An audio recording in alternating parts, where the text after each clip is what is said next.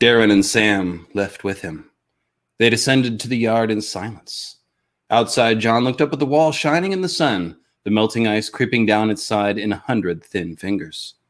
John's rage was such that he would have smashed it all in an instant, and the world be damned. John, Samuel Tarly said excitedly, wait, don't you see what they're doing? John turned on him in a fury. I see Alistair's bloody hand, that's all I see. He wanted to shame me, and he has. Darren gave him a look. The stewards are fine for the likes of you and me, Sam, but not for Lord Snow. I'm a better swordsman and a better rider than any of you, John blazed back. It's not fair. Fair? Darren sneered. Far, fear. Oh, wait, no, that's not Darren's voice, sorry. The girl was waiting for me, naked as the day she was born. She pulled me through the window, and you talk of fair? He walked off. There's no shame in being a steward, Sam said.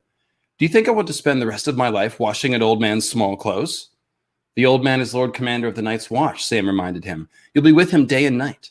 Yes, you'll pour his wine and see that his bed linen is fresh, but you'll also take his letters, attend him at meetings, squire for him in battle. You'll be as close to him as his shadow. You'll know everything, be a part of himself. And the Lord Steward has said Mormont asked for you himself. When I was little, my father used to insist that I attend him in the audience chamber whenever he held court. When he rode to Highgarden to bend his knee to Lord Tyrell, he made me come.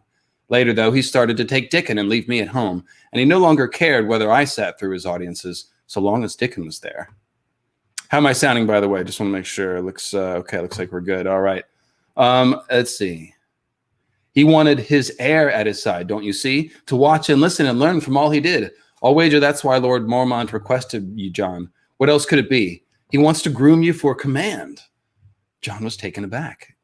It was true. Lord Eddard had often made Robb part of his councils back at Winterfell. Could Sam be right?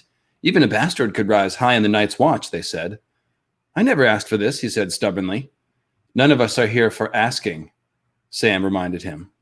And suddenly Jon Snow was ashamed.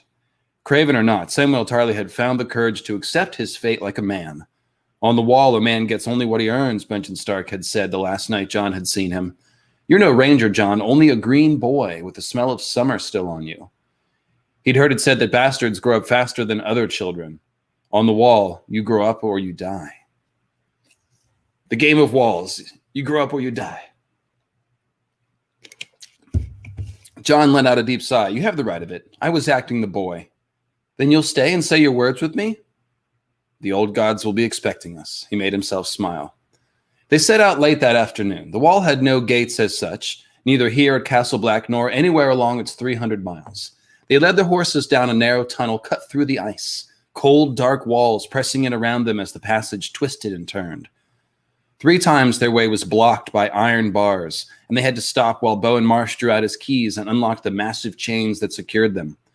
Jon could sense the vast weight pressing down on him as he waited behind the Lord Steward. The air was colder than a tomb, oh my, and more still.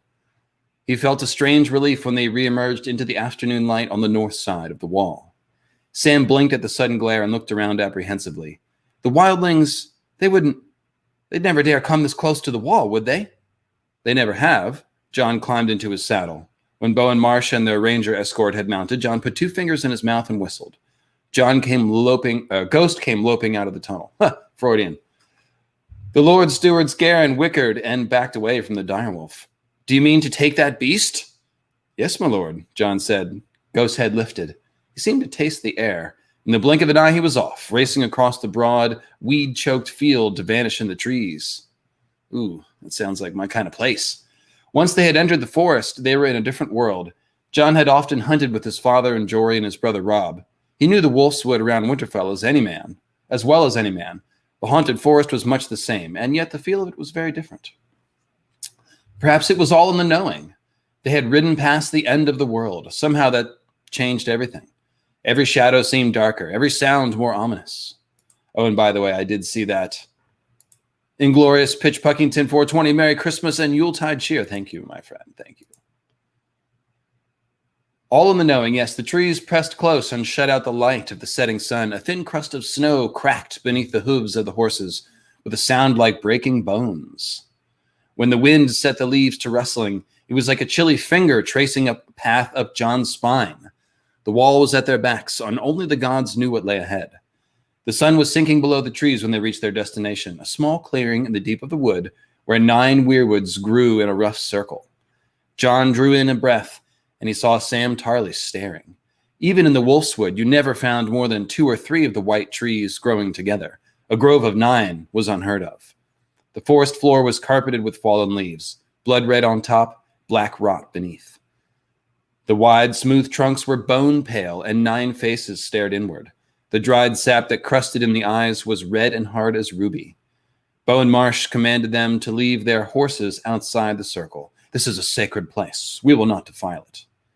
When they entered the grove, Samwell Tarly turned slowly, looking at each face in turn. No two were quite alike. They're watching us, he whispered, the old gods.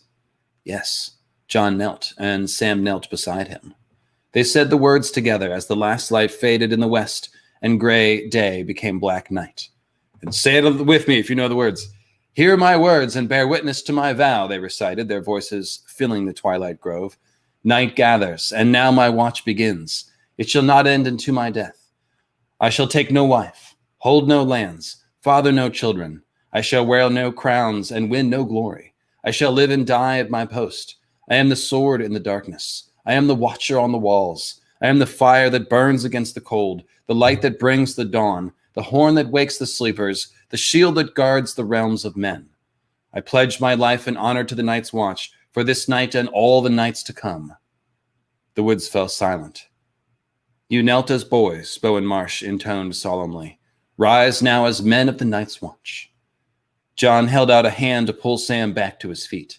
The rangers gathered round to offer smiles and congratulations, all but the gnarled old forester Dywyn.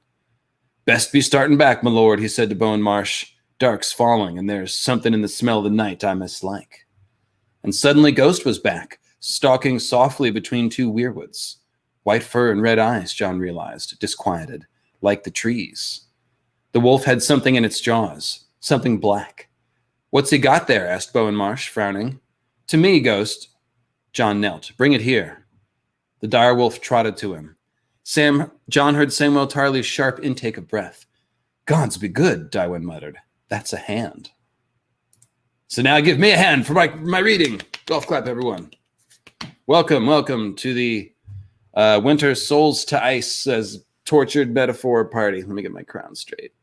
I shall wear no expensive crowns, only cheap ones that I buy at the Party City or the Halloween store. How's everyone doing? Merry Christmas.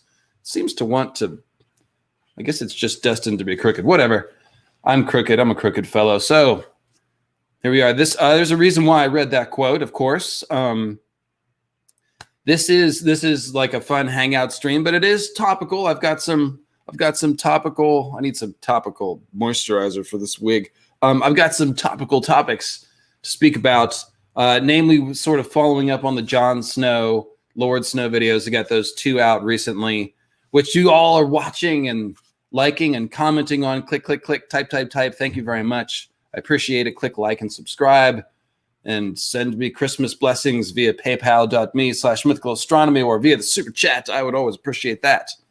But now I'm here to bless you with Christmas mythical astronomy. Yes, we're not here to just shoot the shit, although we are here to do that. I'll definitely take all your questions, any sort of, just throw it at me. We'll talk about it. But this quote reading has a point. Obviously, in the Lord Snow video, I made a big deal out of all the scenes where Jon's talking about destroying the wall or the walls pressing down on him. And we had a couple of those in this passage, right? This is actually the first time we get like a detailed scene of someone walking through the ice tunnel in the wall. So it's like a tomb. We saw that, right? And the person leading Jon through the ice tunnel is Bowen Marsh, who, of course, is the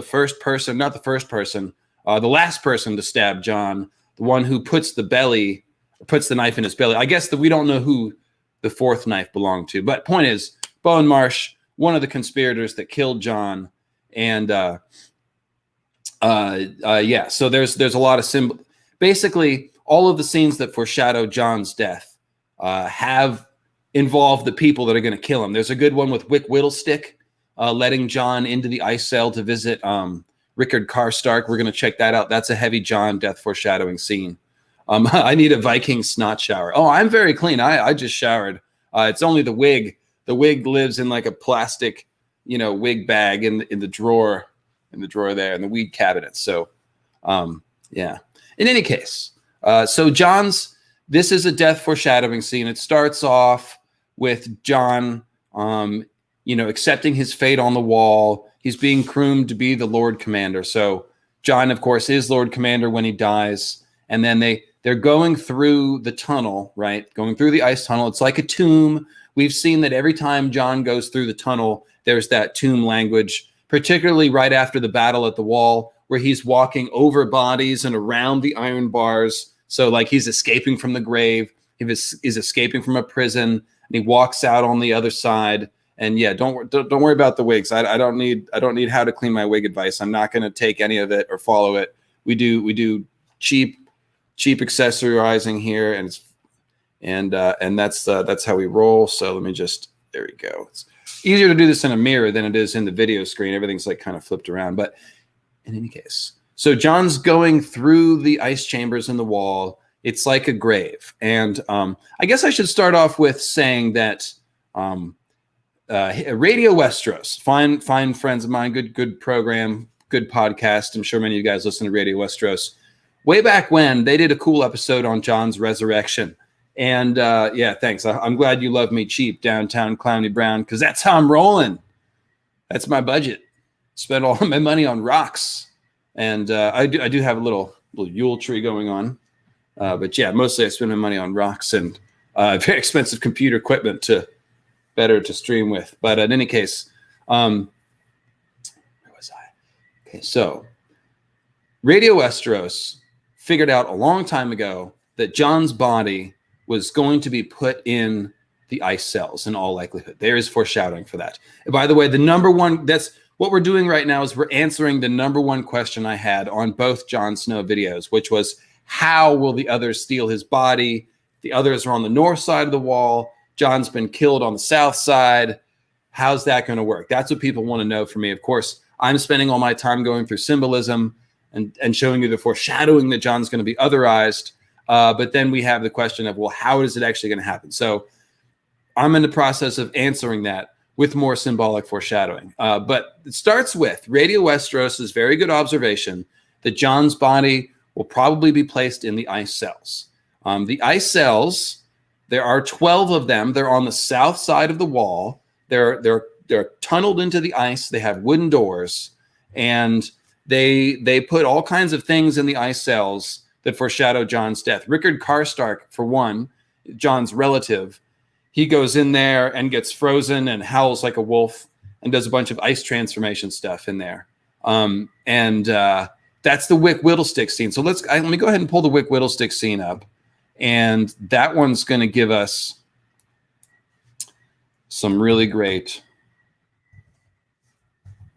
foreshadowing of Jon's death. And it will show you what I'm talking about Jon being in the ice cells. And we can go from there because I'm going to pick up. So this chapter that we just read ends with them at the Grove of Nine. They've just taken their vows. The ghost finds the corpse limb. I'm going to pick up in just a second with the next chapter where they walk back to the wall, because there's a whole sequence that goes between the two chapters. But we're going to do this Wick Whittlestick scene first. And Morley, oh, hello. Merry Christmas to me from you. Thank you. Thank you, Maura. So,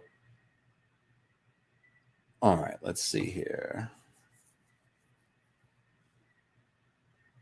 So Wick Whittlestick, first of all, is always opening doors for Jon. They're down in the cellars taking inventory of food. And it says, Wick Whittlestick wore the keys on a ring about his neck. They all looked alike to Jon, yet somehow Wick found the right one for every door. Once inside, he would take a fist-sized chunk of chalk from his pouch, mark each cask, and blah, blah, blah, blah, blah. So he's Wick Whittlestick. He's kind of like the crypt keeper or the cell keeper. He's the key master. And he is the one that's going to let Jon into the ice cell. Wick Whittlestick, of course, is the first person to slash Jon. He's the one that slashes Jon across the throat. So let's see here. I'm looking for that scene. It's this one here. So, this has a good bit about the ice cells too. So we'll read this whole section from A Dance with Dragon. A Dance with Dragon. And if you're showing up late, thank you for joining me. This is my King of Winter garb. We are going to get into some King of Winter mythology. The King of Winter, of course, is the old title of the Stark Kings, but that's drawn right from Wicker Man, Holly King, Cernunnos folklore, as I talked about in the Green Zombies. So we're going to revisit some of that stuff a little bit later, talk about some Santa Claus mythology. But we're starting with this question of how the others are going to steal Jon's body. And we're beginning that train of thought with the foreshadowing for Jon being in the ice cells. So it starts with Melisandre warning Jon about his death. Jon's asking Mel what she sees in her fires. What of Mance? What do your fires show? The same I fear, only snow. So this is the beginning of Mel seeing Jon Snow in the fire, but here it's lowercase snow. And later it turns to uppercase snow. Let's see here. Bloody, bloody, bloody. And then he says, you're seeing cinders dancing in the updrift. I love how Jon talks shit to Melisandre, by the way. He's like, you've got ashes in your eyes another time. But here he says, you're seeing cinders dancing on the updrift. And she says, I am seeing skulls and you. I see your face every time I look in the flames. The danger that I warned you of grows very close now. Daggers in the dark, I know. You will forgive my doubts, my lady. A gray girl on a dying horse fleeing from a marriage. That was what you said. I was not wrong. You were not right. Alice is not Arya. The vision was a true one. It was my reading that was false. I am as mortal as you, Jon Snow, all mortals err. So emphasis on Jon's mortality, warning Jon about his death. And then she says, you would do well to keep your wolf beside you, my lord. And of course, he doesn't have his wolf when he dies. And he says, ghost is seldom far, but now you must excuse me. Ghost with me. Then it says, carved from the base of the wall, closed with heavy wooden doors, the ice cells ranged from small to smaller. Some were big enough to allow a man to pace. Others so small that prisoners were forced to sit. The smallest were too cramped to allow even that. Jon had given his chief captive the largest cell, a pail to shit in, enough furs to keep him from freezing, and a skin of wine. It took the guards some time to open his cell as ice. Whoops, I jostled the page here. As ice had formed inside the lock. Rusted hinges screamed like damned souls when Wick Whittlestick yanked the door wide enough for Jon to slip through. So, and pause here. We've seen all the death and tomb foreshadowing of the tunnel that goes through the wall. It's being like the belly of an ice dragon. Think about the ice cells as the same thing. It's a chamber inside the wall. And that's essentially the same idea. So these are like tombs, like prisons. And of course, Jon puts actual corpses in the ice cells in A Dance with Dragons, which we're going to talk about in a second. So opens the door, and we got the rusted hinges symbol, which is always a symbol of the door of death opening. There's rusted hinges, screaming hinges all over the place. And then, of course, they're screaming like damned souls. So it's not even like very cryptic, unless you mean cryptic. So Wick Whittlestick is the one. He yanks the door wide enough for Jon to slip through. Well, again, Wick Whittlestick slashed Jon across the neck so that Jon could die and literally slip through the door of death. So picking up the quote again, it says, a faint fecal odor greeted him, though less overpowering than he'd expected. Even shit froze solid in such bitter cold. Jon Snow could see his own reflection dimly inside the icy walls. Now, that's the money quote right there. That's the one that Radio Westeros picked up on. Jon could dimly see his own reflection inside the icy walls. So Jon is seeing himself inside the ice, just like Karstark here, who is, of course, Jon's relative, and says, in one corner of the cell, a heap of furs was piled up almost to the height of a man. Karstark, said Jon Snow, wake up. So Wolfman symbolism. It says the furs stirred. So literally it's like a wolf coming to life here. Some had frozen together, and the frost that covered them glittered when they moved. So it's a snowy wolf, guys, a white, snowy wolf coming to life. An arm emerged, then a face, brown hair, tangled and matted and streaked with gray, two fierce eyes, a nose, a mouth, a beard. Ice caked the prisoner's mustache, clumps of frozen snot. Snow. The first thing he says. His breath steamed in the air, fogging the ice behind his head. You have no right to hold me. The laws of hospitality. So just before I go on, I'm clearly saying Arnulf Karstark serving as a symbol for Jon, dead Jon in the cell. So you see it all right here, right? He's got even the ice beard, snow beard symbolism. And then he wakes up and says snow. So pretty cool. Starts talking about the laws of hospitality. Jon cuts him off. You are no guest of mine. You came to the wall without my leave, armed to carry off your niece against her will. Lady Alyce was given bread and salt. She is a guest. You are a prisoner. Jon let that hang for a moment, then said, your niece is wed. Cregan Karstark's lips skinned back from his teeth. Alyce Karstark was promised to me. Though past 50, he had been a strong man when he went into the cell. The cold had robbed him of that strength and left him stiff and weak. My lord father, your father is a castellan, not a lord, and a castellan has no right to make marriage pacts. My father, Arnulf, is lord of Carhold. A son comes before an uncle by all the laws I know. Cregan pushed himself to his feet and kicked aside the furs clinging to his ankles. Harrion is dead, or will be soon, Jon thinks to himself. A daughter comes before an uncle, too. If her brother is dead, Carhold belongs to Lady Alyce, and she has given her hand in marriage to Sigorn, Magnar of Thenn. A wildling, a filthy, murdering wildling. Gah! Cregan's hands closed into fists. The gloves that covered them were leather, lined with fur to match the cloak that hung matted and stiff from his broad shoulders. Let's see, his black wool surcoat was emblazoned with the white sunburst of his house. I see what you are, Snow, half a wolf and half a wildling, baseborn get of a traitor and a whore. You would deliver a highborn maid to the bed of some stinking savage. Did you sample her yourself first? He laughed. If you mean to kill me, do it, and be damned for a kinslayer. Stark and Karstark are one blood. My name is Snow. Bastard. Guilty of that, at least. Let this Magnar come to Carhold. We'll hack off his head and stuff it in a privy so we can piss into his mouth.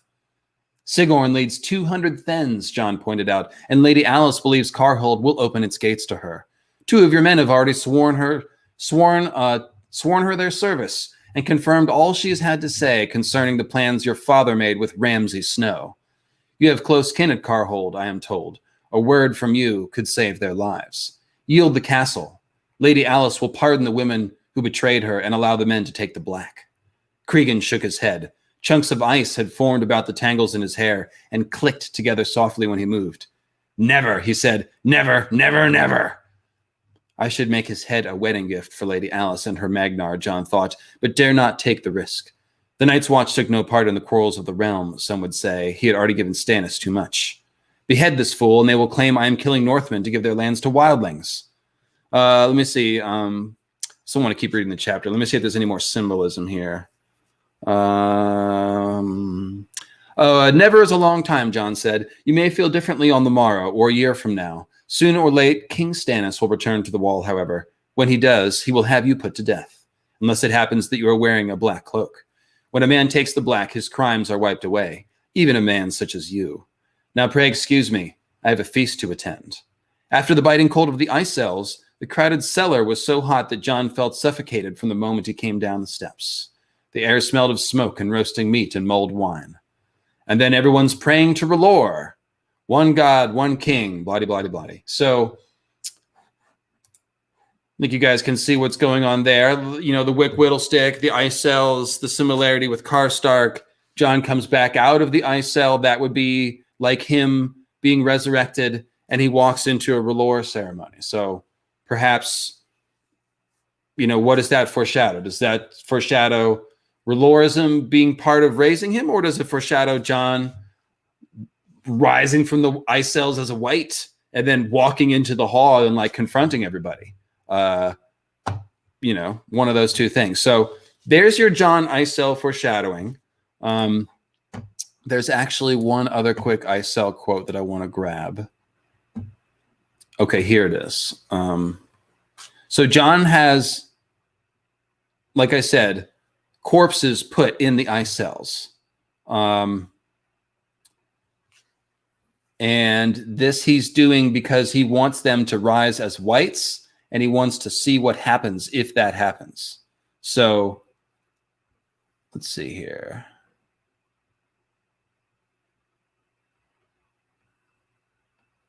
Yeah, the corpses he confined to the ice cells. And then Septon Celador drank some wine. Awful Yarwick stabbed a sausage with his dagger. Bowen Marsh sat red-faced. The raven flapped its wings and said, "Corn? Corn? Kill?" Finally, the Lord Steward cleared his throat. "Your lordship knows best, I am sure. Might I ask about these corpses in the ice cells? They make the men uneasy. And to keep them under guard, surely that is a waste of 2 good men, unless you fear they rise? I pray they do." So that's a loaded paragraph, right? So Bowen Marsh, again, the one who stabs Jon in the belly, is sitting there silent and angry and red-faced, literally gathering the anger together that he might be plotting against Jon at this moment. And if not, he's going to start like right after this. Then the raven is all like, "Corn, kill the Corn King. Somebody's going to kill the Corn King." And it's like Jon's murderer sitting right there. Then he speaks up and says, "Can I ask about the corpses in the ice cells?"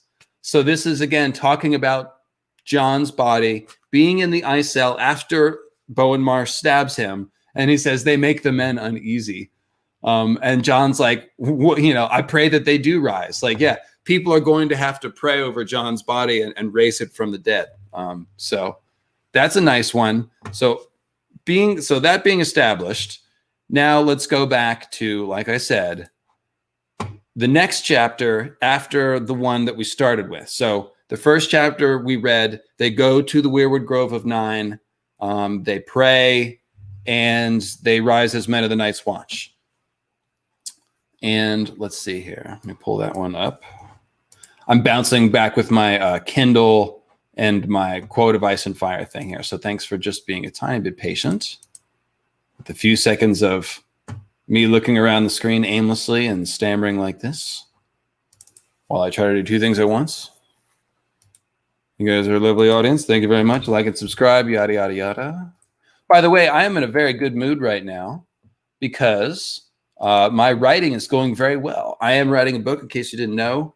This is that part of the program, apparently, called Paradise Gained. And it's about symbolism. It's everything I've learned about symbolism through 6 years of studying A Song of Ice and Fire. Here's the link. Easier to find simply by searching Paradise Gained by David Beers on Indiegogo. But I've been writing up Storm last few days, and it's going very well. So it's feeling good. I'm talking about symbolism, trying to make Joseph Campbell proud, trying to repackage that old knowledge with witty pop cultural references and things. It's going pretty well. So check out the book there. Right now, all I'm doing is collecting email addresses, not even asking for money yet. Over 200 people have signed up for the mailing list, so thank you very much. And yeah, just give me your email address and I'll start letting you know when things are rolling. But yeah. So going back to that first quote that we read, real quick, I want to button up a little bit of symbolism before we pick up the scene again. So again, it started off, Jon's looking at the wall. This is the quote where it said, "Jon's rage was such that he would have smashed it all in an instant. The world be damned." So we're starting off the quote. Picture the wall smashing, picture the meteor falling, something like that. Like we're referencing the long night falling. And then what we're doing is Jon immediately, it says, "You'll be as close as his shadow." So Jon is a shadow. He's damning the world. He's somehow smashing the wall. And then it says they go through the ice cells and it's like a tomb. And then they go north to the Weirwood Grove of Nine and pray the prayer. Now, the thing about the Weirwood Grove of Nine scene is that this is one of the scenes that jumped out to me when I first came up with my green zombies theory, which is simply that the last hero and probably his 12 companions who died were resurrected. They became like Coldhands, or like Jon will be. They became, whites that aren't controlled by the others because that makes them suitable warriors to battle the others, and because foreshadowing. So this scene where they take their vows in front of the Weirwood seems like a resurrection symbolism scene to me. They walk up as green boys, they kneel, and then they rise as men. So they're doing a transformation when they kneel and rise. And again, it is Bowen Marsh giving the oath to Jon, administering the oath. So it's the guy that killed Jon sort of proceeding over this mock resurrection ceremony. That's a good way to tie the scene into Jon's death. Now, Radio Westeros, in their episode about Jon's resurrection, they speculated not only that Jon's body would be kept in the ice cells, which I totally agree with and think is clearly set up. They also suspected that perhaps he would be resurrected in the Weirwood Grove of Nine. And sure enough, there is resurrection symbolism here in the Weirwood Grove of Nine. So it kind of makes me wonder if that's how the others are going to get his body. Like, he's in the ice cells for a time. I think it's possible that the others could reach him in the ice cells, first of all. But it's also possible that he could be taken to the Weirwood Grove of Nine to have his body burned or to have proper funeral for Jon or something. And that's when the others come in and steal it. You'll notice a quote that, like, as soon as they go through the wall, Sam's like, the wildlings have never come this close, have they? And of course, the wildlings symbolize the others. So right after Jon's talking about the world be damned and he's a shadow and this is like a tomb in this tunnel, they walk out and they're like, well, the others have never come this close, have they? Almost like trying to tell us the others are going to come close to the wall to get Jon's body. That's one of the scenes that showed me that. So they go to the Weirwood Grove. There's a bunch of other symbolism. They talk about the trees pressing close, shutting out the light. Thin crust of snow cracking beneath the hooves like the sound of breaking bones. The others have white bones that look like milk glass. Presumably they're ice bones. So we've got breaking other bones here. The wind's rustling. It was like a chilly finger tracing a path up Jon's spine. So it's like the others are touching Jon's spine right there. Perhaps that's reanimation language. It says the wall was at their backs. Only the gods knew what lay ahead. Let's see here. They go in, they say the vows. Jon notices that Ghost is like the trees because, you know, the Weirwoods are like a tomb. Jon's spirit is going to go in Ghost. And then the chapter ends, that's a hand. So then let's pick up, the next chapter picks up exactly where that one left off. Next chapter starts, and let me get a drink. Also, let me remind you, if you send in a donation via, let me take this link off here. Thank you, Karsnark. You're my man. If you send in donation via paypal.me, Mythical Astronomy, I'm working on my like Vanna White body language here, the old Wheel of Fortune babe. But if you do, you can send in a question. There's a comments field to put like a memo or whatever, and you can attach your question. I'll be checking my email several times during the stream, and that way I can answer your question just like a super chat. But let me get to this. Let's do this chapter, this scene first. So, oh, Gus Mulder, good question. Let me answer that one. So Gus is asking me, why am I publishing under my real name and not a pseudonym? I might have to change that. There is an author named David Beers who does sci-fi, mostly sci-fi, I think a little bit of fantasy too. But the titles of all his books sound like they could be fantasy. So I think it's possible I may have to use a pseudonym. I obviously I could use Lucifer Lightbringer or something like that, but I'm not sure if I want to carry the quote baggage of the word Lucifer around necessarily with everything I do. So I'm thinking of, and you guys tell me what you think about this, using David Lightbringer as a pseudonym for writing both this book and then future fantasy books. There is no David Lightbringer because it's not a real name. So my middle name, well, yeah, David Jordan Beers. I could do that. David JJ Beers, David RR Beers. No, I don't think so. Lucifer means Beers Bringer. Yeah, no, feel free. Wrong answers are fine. But yeah, David Lightbringer was the one I was thinking about just because, I mean, it makes sense, right? Plus, David means beloved. And Lightbringer means lots of things, but it means, bearer of light. So beloved bearer of light is how that name would translate, which is pretty cool. So, yeah. David RRJJ Beers. Yeah, winner. Winner, Lady Dre, 3030. Awesome. I will start reading this in just a second. David Hops. Yeah, if I was better at basketball, shout out to White Man Can't Jump. David Lightbringer sounds like should hang out with Luke Skywalker. Ooh, that sounds, yeah, he's my buddy. Me and Luke go way back. We're always starting academies and chat circles that collapse in disaster. Ooh, that was on the nose. Yes, Jedi Temple, a Discord server, very similar. In any case, this chapter begins. Othor, announced Sir Jeremy Riker, beyond a doubt. And this one was J for Flowers. He turned the corpse over with his foot, and the dead white face stared up at overcast sky with blue, blue eyes. They were Ben Stark's men, both of them. My uncle's men, John thought numbly. He remembered how he pleaded to ride with them. Gods, I was such a green boy. If he had taken me, it might be me lying here.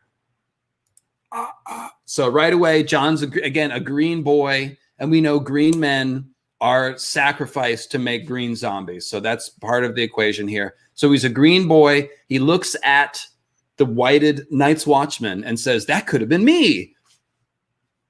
No, it actually wasn't Discord. It was, what was the one? The Discord's been fine. It's, oh God. It was one of those other things. Just never start private chat groups is the point. Keep everything in public. That's much safer. Private chat groups, just, in any case, let's not talk about that. It's not important. Nothing bad. I'm just being melodramatic. Everything's fine. So John looks at the corpses, thinks that could have been me. So again, talking about John's death, talking about John being a white, talking about John potentially being a cold white. Says Jafer's right wrist ended in the ruin of torn flesh and splintered bone left by Ghost's jaws. His right hand was floating in a jar of vinegar back in Maester Aemon's tower. His left hand, still at the end of his arm, was as black as his cloak. Gods have mercy, the old bear muttered. He swung down from his garron, handing his reins to John. The morning was unnaturally warm. Beads of sweat dotted the Lord Commander's broad forehead like dew on a melon. His horse was nervous, rolling her eyes, backing away from the dead men as far as her lead would allow. John led her off a few paces, fighting to keep her from bolting. The horses did not like the feel of this place. For that matter, neither did John. The dogs liked it least of all. Ghost had led the party here. The pack of hounds had been useless. When Bass, the kennel master, had tried to get them to take the scent from the severed hand, they had gone wild, yowling and barking, fighting to get away. Even now, while they were snarling and whimpering by turns, pulling at their leashes, while Chet cursed them for curs. So the beginning of Chet's like, oh yeah, I guess Chet's been a snot right from the beginning, but anybody who's mean to animals, right? In any case. It is only a wood, John told himself, and they're only dead men. He had seen dead men before. Last night he had dreamt the Winterfell dream again. Dun, dun, dun. He was wandering the empty castle, searching for his father, descending into the crypts. Only this time the dream had gone further than before. In the dark he'd heard the scrape of stone on stone. When he turned, he saw the vaults were opening, one after the other. As the dead kings came stumbling from their cold black graves, John had woken in pitch dark, his heart hammering. Even when Ghost leapt up on the bed to nuzzle at his face, he could not shake the deep sense of terror. He dared not go back to sleep. Instead, he had climbed the wall and walked, restless, until he saw the light of dawn off to the east. It was only a dream. I am a brother of the Night's Watch, not a frightened boy. So that's loaded there, right?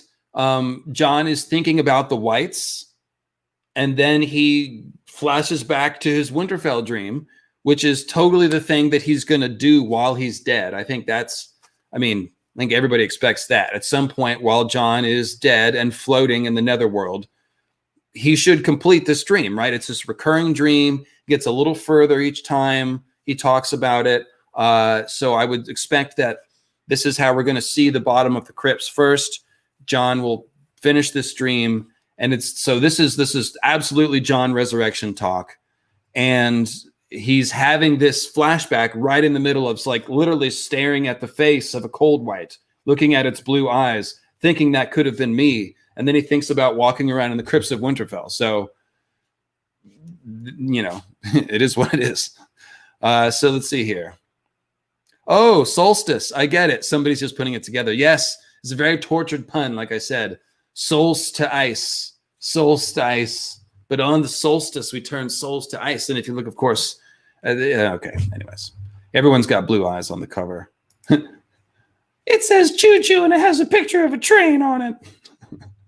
So he dreams the Winterfell dream. Then it says, Samuel Tarly huddled beneath the trees, half hidden behind the horses. His round, fat face was the color of curdled milk. So far, he had not lurched off to the woods to retch, but he had not so much as glanced at the dead man either. I can't look, he whispered miserably. You have to, John told him, keeping his voice low so the others would not hear. Maester Aemon sent you to be his eyes, didn't he? What good are eyes if they're shut? Yes, but John, I'm such a coward, John. John put a hand on Sam's shoulder. We have a dozen rangers with us, and the dogs, even Ghost. No one will hurt you, Sam. Go ahead and look. The first look is the hardest. So, of course, a dozen rangers, that's last hero math. The last hero set out with a dozen, of his friends who could have been Night's Watch brothers. We don't know. So that's pretty clear. And says, Sam gave a nod. He looks at the corpses. Sir Jeremy, the old bear said gruffly, Ben Stark had 6 men with him when he rode from the wall. Where are the others? So talking about the others, talking quietly so the others can't hear. So the others are lurking about, right? That's kind of what's being suggested here. The others are lurking about the corpses, which could be like John. So it says, 2 of our brothers butchered almost within sight of the wall. Okay, blah, blah, blah, blah, blah. This man wears a horn. Am I to believe that he died without sounding it? So we're talking about blowing horns. That's always good. Blah, blah, blah, blah, blah.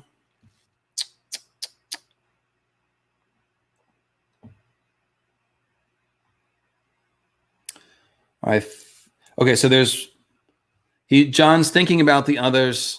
There's the who could have done this, and then John thinks to himself, the others are only a story, a tale to make children shiver. If they ever lived at all, they are gone 8,000 years. He's a man grown. He shouldn't feel foolish. Blah, blah, blah, blah. He's not a child anymore. Let's see here.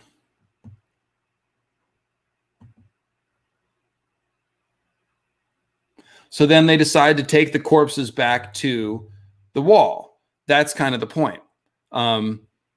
So after they come to basically you can see there's a whole sequence here. All this John death foreshadowing at the beginning, thinking about knocking down the wall, going through the tomb. They go on the other side of the wall. They're looking out for the others or the wildlings. They go to the grove. They do a resurrection ceremony. Then Ghost brings the whited hand of Othor and Jafer flowers, whichever one it is, I forget. I think it's Jafer's hand. And so then they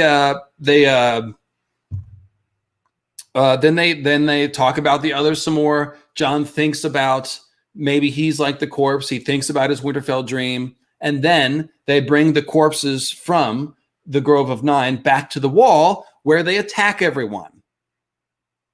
So you can see what the foreshadowing here could easily be. John, as I said, those corpses could have been me, and these corpses literally come back through the wall and attack the Night's Watch. How's it going to happen?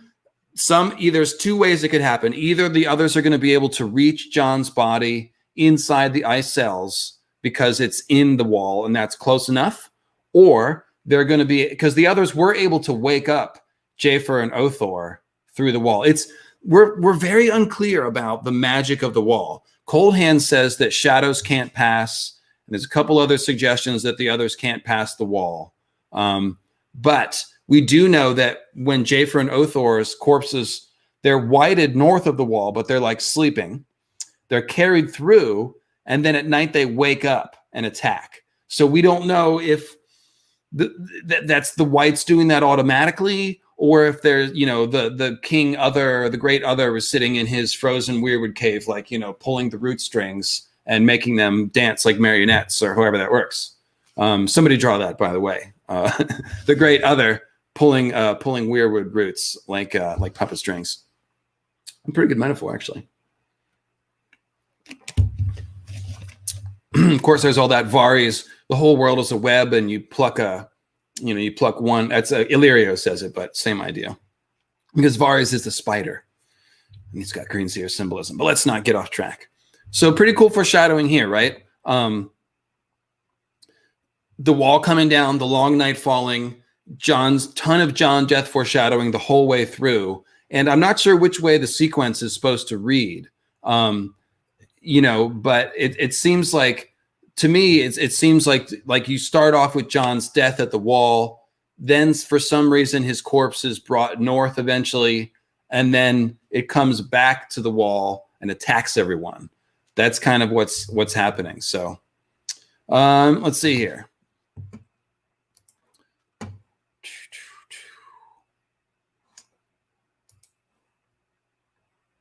So now let's talk about, actually, let me check on my email to see if we've got any PayPal.me questions. Do that next.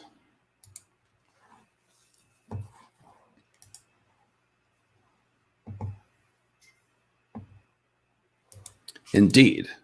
Oh, we've got several. Megan Robinson says, Happy Yuletide. Thank you, Megan. Edward.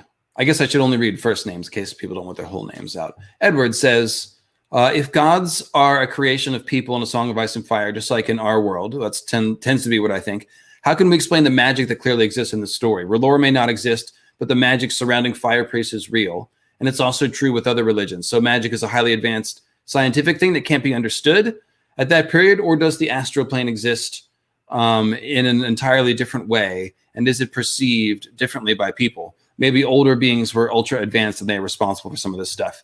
Yeah, so I kind of agree with all of that. Essentially, that is what I think is happening, is that the elements like ice and fire, wind and water, there seem to be at some level magical, right? You can get the magical dragon glass out of the volcanoes. The Valerians harness the magic of the 14 flames. They forge the magic swords in the 14 flames.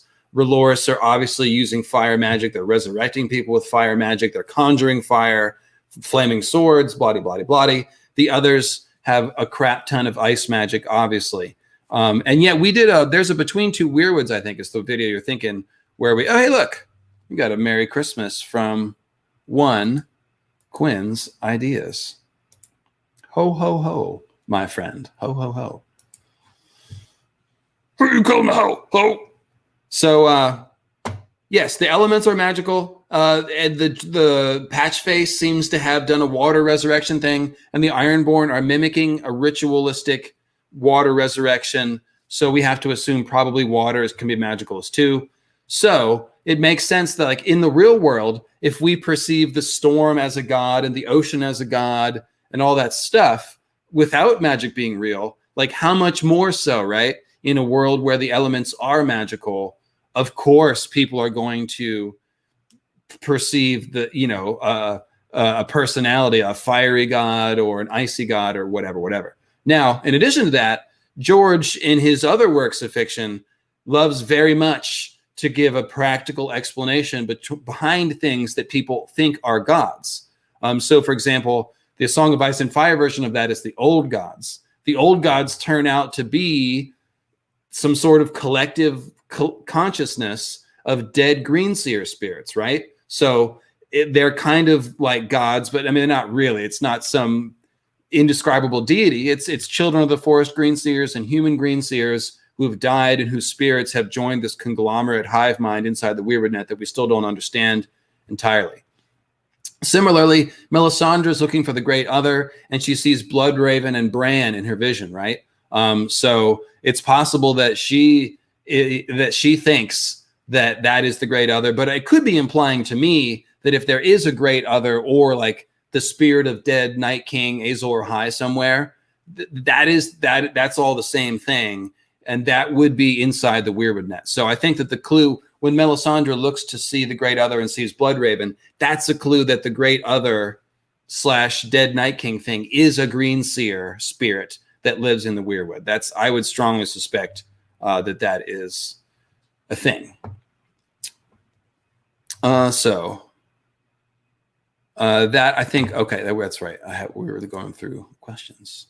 All right. So and then as far as, I do think there's one astral plane, and that everyone's accessing it through different forms of magic. That is why Melisandre in her fire vision can see Bloodraven and Bran, because both of those guys take different exits, to get on the highway, but they're on the same highway essentially. And that's, if you notice, all the magical people, when they look into the visions, they see everyone else. In the House of the Undying, Dany sees, the Red Wedding and a bunch of other stuff. And, Mokoro sees everyone that's chasing Dany and Tyrion in the fires and all that stuff. So, yes. Answer is yes. Alan, with an $11 super chat, says, is it possible to see another Coldhands type of character? Is anyone else qualified to be in that state and oppose the others? Also, that wig outdoes Rhaegar season 8. Yes, people often say that, which I do not take as a compliment on this wig, but rather chance to bag on the horrible. And what's terrible is that Wolf's Golding is like super good looking, but the wig was so ugly that it made him look like kind of a dork, even though like he could have been a better Rhaegar. But in any case, that's not really my field of expertise. Another Coldhands, obviously John, but let's expand the question. I think he's probably asking anyone besides John. Who could end up old dead? I mean, Sam has all that green zombie, Night's Watch, last hero symbolism. I've always interpreted that to be symbolic as opposed to foreshadowing Sam actually becoming a zombie. Sam is too sweet and kind to be a zombie. But I do think it's possible that we will see a recreation of the last hero's mission north of the wall. It will be Jon and Dany going north of the wall. And you'll notice Sam and Jon, when they're in the Grove of Nine, they're like, we have a dozen men with us. So that's what I think it'll be. It'd be like two heroes, Jon and Dany, guided by Bran, remotely with a group, a posse. And so then you start thinking about who could be on that posse. I definitely think it'll be some of the people that we saw in the show going north. Like it'll be definitely Jorah Mormont, definitely Jaime Lannister, I guess, goes to Winterfell to fight the others. He doesn't go north of the wall, but I bet Jaime will go north of the wall, join the Watch and all that stuff. So that's another guy I'd expect to see in that crew. I think that'd be a good thing to do with Gendry. I liked that idea when the show did that. So maybe that'll happen. Yeah. So, by the way, I am going to do pretty soon a Jaime mythical character study stream. This Sunday, we're going to do Rohan Weber because I've done like 4 dudes and we need to mix it up. But I am going to get to Jaime pretty soon, and he's got some really cool symbolism. Yeah, especially when he's sitting on the Iron Throne, posing like one of the Kings of Winter with the sword across his lap. And the Kings of Winter, of course, they have iron swords on the laps, but the iron swords rust away pretty quick, which means they leave red stains on the laps of the Kings of Winter. So the Kings of Winter swords should be thought of as black and red swords, just like Ned's sword, Ice, becomes black and red swords, right? Widow's Wail and Oathkeeper. So it's implied that the King of Winter should have a red Lightbringer sword. And then you have Jaime in his Kingsguard armor, like an other, with a red sword across his lap, posing like a King of Winter, sitting on the Iron Throne. So that is like a whole symbolism, just extravaganza right there. So Jaime's symbolism is awesome. And of course, we did also mention his dream, his Weirwood Stump dream, which is another thing I could talk about probably for like an hour. But yeah, that's another one. So real quick, guys, let me go whisper sweet nothings to Cleo, my cockatoo. I turned the lights out already, so she should not be making noise. Let me just go tell her to be quiet. 30 seconds. Be right back.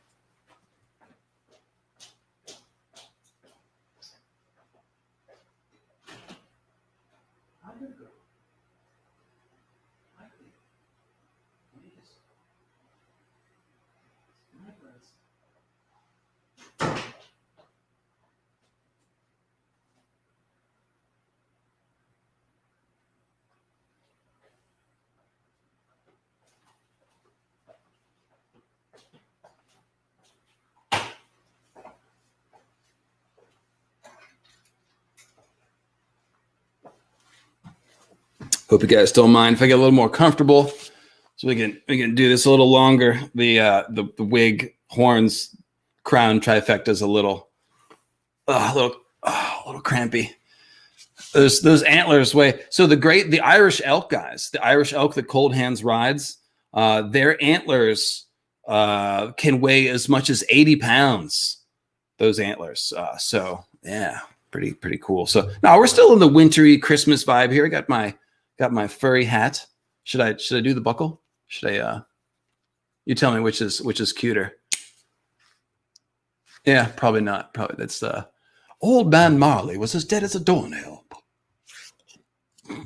That's what that makes me think of. Anyways, yeah, gosh, we should talk about that. So Christmas Carol, the Christmas ghost of past, present, and future, right? There's some pretty strong Sir Nunos, Oak and Holly King stuff going on with those characters. So that's a fun one to go and rewatch after we've all sort of gone through all of that Oak and Holly King stuff, because there's a ton of it. Like the Christmas present one, he's kind of like Garth the Green, right? He's bawdy and has all the food and his fertility. He's kind of like very King Robert like. But is it Christmas future that's all emaciated and like super like gnarly and stuff, or is that past? I forget which one. It's been a long time since I watched it, but it did occur to me this morning randomly. I think I saw an ad for it, and I was like, "Oh, that's right. That's like, yeah." So definitely unbuckled. Yes, thank you. And I am a lumberjack, and I'm okay. I sleep all night, and I work all day. I do the opposite, actually. I sleep in the day, work at night, but whatever. So, where were we? Oh, yes. You kind folk have sent me PayPals, and I'm reading your questions. Casey says, oh, thank you, Casey. Wow, that was a big one. Very generous. Very Merry Christmas, and a mighty big thanks for making content unlike anyone else in the community. It's immensely appreciated. Mr. E. Knight, YouTube, it's your YouTube name. Okay, cool. Thank you. Ho, ho, ho. Pont M with a 420. Thanks, buddy. 420. It's about that time, too. Christine Craig. Let's see. 641. So, guys, somebody figure this out. It is at West Coast time. It's 7:04. So when it turns 7:20, where is it 4:20? I need 3 hours. Is that Hawaii? I think Hawaii is 5 hours. So somebody tell me, is it somewhere in Alaska? I want to know where. Give me a city where it's 4:20 so that I can smoke and give a shout out to that city. Christine Craig, Happy New Year from Irish Alchemy. Oh, thank you. Should read the comment first. People are giving me their nicknames. Margaret says, Blessed Midwinter Festival of Choice. No question, just thank you. Well, you're quite welcome. The numbers have been going up lately. A few weeks ago, you may have heard me complaining a little bit. I put out those Euron videos. They didn't do as well as I was hoping. I had a sad face. I was like, was watching my videos. And then I just kept working hard, and I don't know. People are watching them now. So the character-based live streams are going great, and the Jon Snow videos are doing great. So just thank you, everyone. If you're new to the channel, thank you. Have fun going through all the old stuff. There's plenty of hours of listening. There's even stuff on the podcast feed that is no longer on the YouTube channel, by the way. So there's live streams that I've sort of taken down just to keep the YouTube channel more focused. But check out the Mythical Astronomy podcast feed. Christchurch, New Zealand? Really? All the way in New Zealand? Huh? That doesn't seem right. Somebody give me a verification on that. That doesn't seem right. They can't be only 3 hours away. Yeah, like the Aleutian Islands. I think that's what we're looking for. Come on, potheads. Give me a city where it's 4:20. We've only got like 14 minutes. Amsterdam. It's always okay. Very, very, very good. Well, I'm looking for a PM. Yeah, PM should be. So that should be like somewhere in the Pacific Ocean. Oh, is it 4:20 a.m. in New Zealand? Yeah, no, that could be. Yeah, we're looking for PM. Smoking at 4:20 a.m. is like, you're trying to go to bed desperately after working all night. It's not 4:20 anywhere on Earth right now. No, it has to be somewhere. Of course there is somewhere. I'll let you guys figure it out. This is dead air time. I have to get back on to 420 to some dolphins. Okay. All right. It's in the middle of Pacific. Yeah, I know. It's going to be tough. New Zealand, my dude, 4:20 p.m. Okay, I stand corrected. I stand corrected. Shout out to the Lord of the Rings series that's coming soon, and all of the actors that are on break smoking weed right now. All right. All right. More questions. Cody. Just want to say thank you. Someone who's never read the books but watched the show and other channels must say I'm so intrigued by the ideas that you're thinking about reading the books. Maybe you should totally read the books. You should. Got just enough time to work through all of the books before Winds of Winter comes out very soon-ish, hopefully. That would be cool. Adrienne with another very generous Christmas present. Thank you. Thanks for superior content and excellent delivery. Well, I'm doing my best. Trying to tune in the jokes, get the joke delivery right. Again, listen to some old podcasts recently, and it was like, whoa, I've come a long way. The old jokes are like very wooden and lumbering. But anyways, yeah, getting better. It's fun. I like the visual jokes that you can do with the video format. That's always working for me. But so that covers the PayPal questions. Thank you, folks. Keep sending those in. Oh, no, there's one from Great Britain that came separately from Christine. Thank you, Christine. Merry Christmas.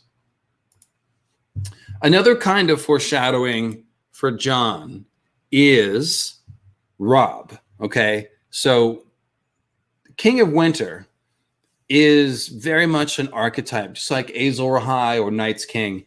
We should think of all of the Winterfell lords and kings as the King of Winter. So whether it's King in the North or Lord of Winterfell, it's the same idea as King of Winter. And the King of Winter is the first title. That's the one that is the most important. And the King of Winter is, so like I said, it's an archetype, and it applies to both Robb and Jon. And it tells, so with Robb, Robb gets killed at the Red Wedding, obviously, but we see him undead a couple of times, both in Dany's vision of the House of the Undying, and Theon has a nightmare where he sees Robb undead. And both of those scenes give us heavy foreshadowing about Jon. So let's first talk about the King of Winter, and then we'll discuss the specific Robb and Jon stuff. So this is where Santa Claus comes in. Santa Claus, as you know, Santa and Satan are only one letter off because they're the same person. That's true. I read that on a meme somewhere. No, it's not true. However, Santa and Satan do, in a way, share a common ancestor, which is Cernunnos, or if you just want to say the horned god, the horned lord figure. Santa is a version of the Holly King, and the Holly King is essentially Cernunnos split in half. So let's start with Cernunnos. Cernunnos is very much like Garth the Green. Garth the Green is presented, is kind of, Garth the Green is basically a combination of Cernunnos and what you'd call the Green Man. And all of this folklore is very much related. The figure is like an embodiment of nature. And so with Garth the Green, for example, we're told that some legends about Garth, he dies in the fall when the trees lose their leaves, and he comes back to life in the spring when the spring comes back. And so this tells you this is a nature god. Garth he has green skin and, leafy hair, or maybe has stag antlers. So he's very much like the forest come to life. If one of my favorite versions of this is the faun from not the Labyrinth. What am I saying? Pan's Labyrinth. The faun in Pan's Labyrinth is very cool. Cernunnos kind of incarnation there. But so that's Garth the Green is described in those sort of giant terms as well. So in any case, all of these horned god figures, green man figures, they both represent the vitality of nature, and they're also like guardians of the forest figures. The stags And bears also represent that sort of role, that the guardian or the forest, the king of the forest, the top of the forest food chain, the most magnificent animal of the forest.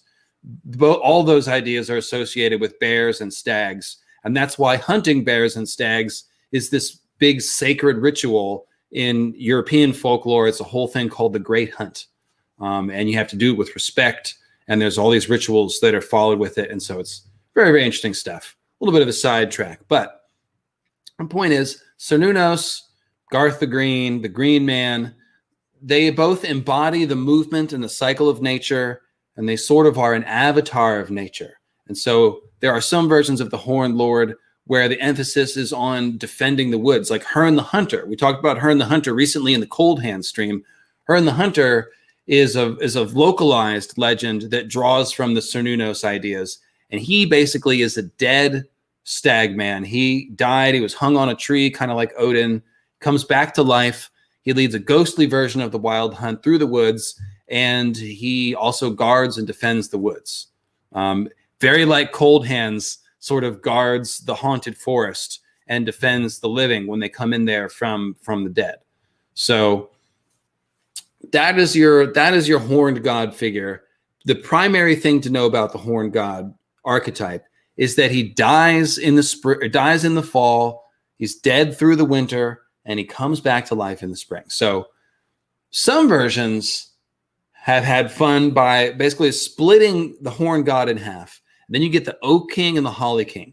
The Oak King is the embodiment of summer. Think of a summer oak with all its leaves green, symbolizing the height of summer, strength, vitality, all that stuff. And oak trees have their own sacred mythology that goes back to the Druids and stuff.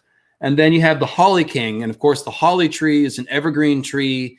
It's one of the trees that lives during the winter. So it's very much an embodiment of winter. And there's other folklore attached to the holly, which is why we always use holly in Christmas decorations and stuff like that. There's a 420 checker online, Gus Smolder says. That's awesome. Okay, so did we get an answer? Did we get a specific city? Samoa? It's 420 in Golovin, Alaska. Shout out to Golovin, Alaska. Cool. Nice. Thanks, guys. Oh, there's somebody from Hawaii checking in. Awesome. I have a good friend named Nicole that lives in Hawaii. In any case, shout out to her if she's randomly listening. Holly King and Oak King. So this splits the nature god in half. And the Oak King is the king of the summer. The Holly King is the king of winter, if you will. And most versions of the story, they take turns.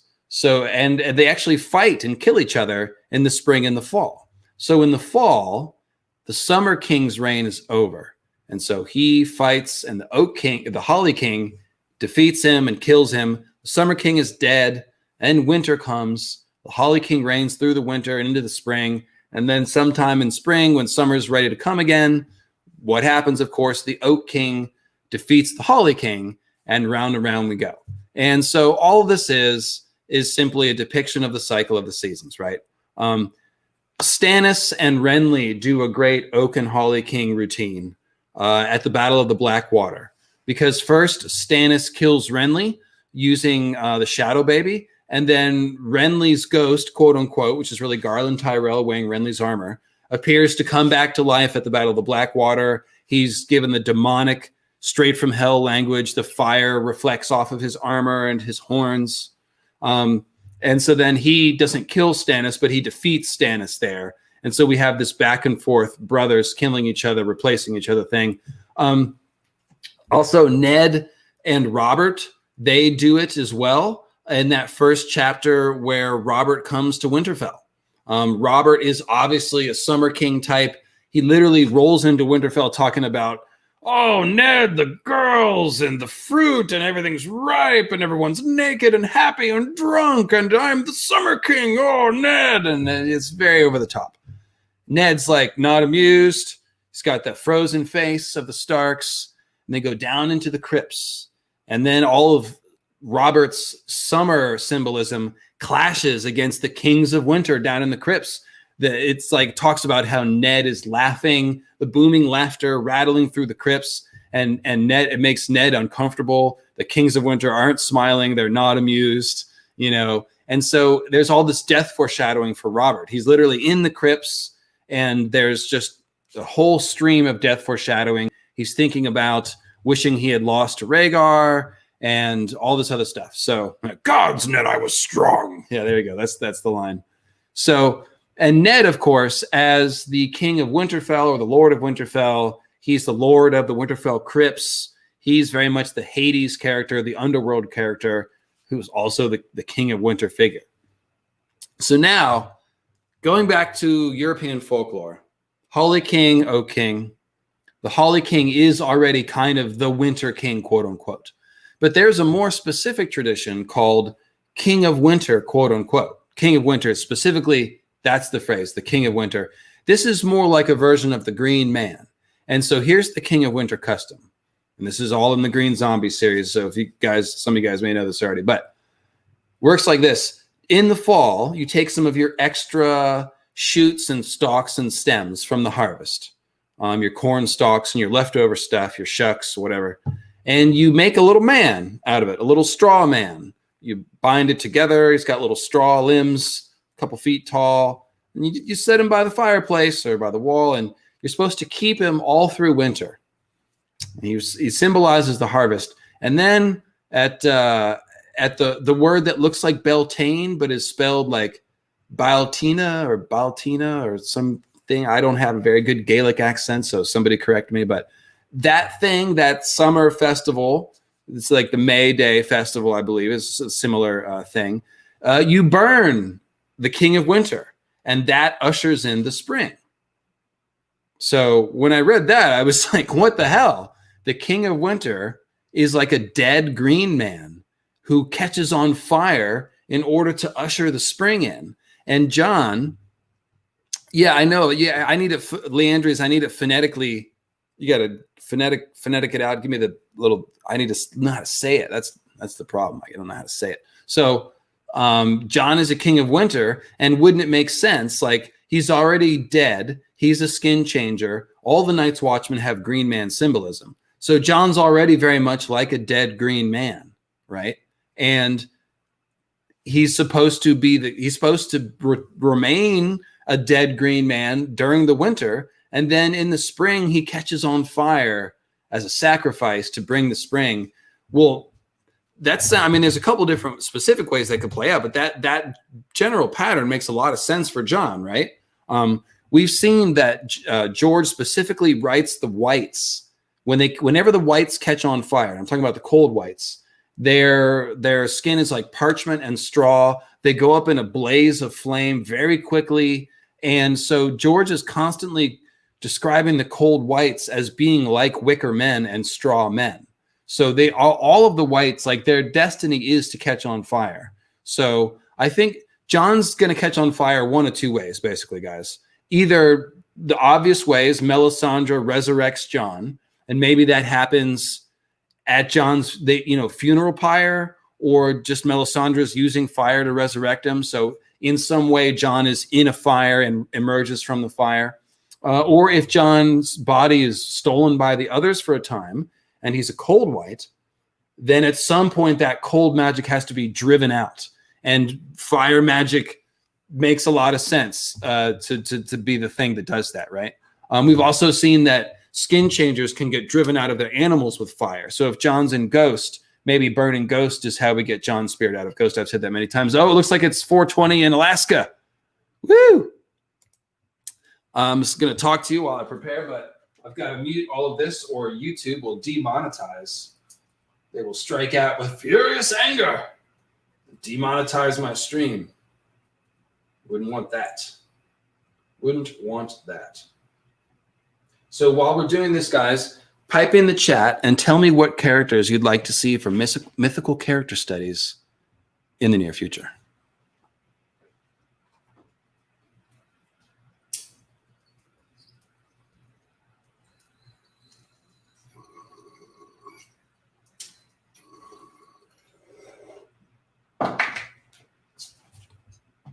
And we're back.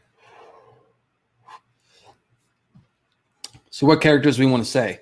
Trugon. Yeah, I can always count on a couple of people. We will do Trugon. That's actually a great character to do for these character studies because he's got enough like symbolism to be worth talking about, but he's not a major character because obviously he's not really Aegon. So he's not really that important to the plot. He's not a real Targaryen. I'm just poking you, man.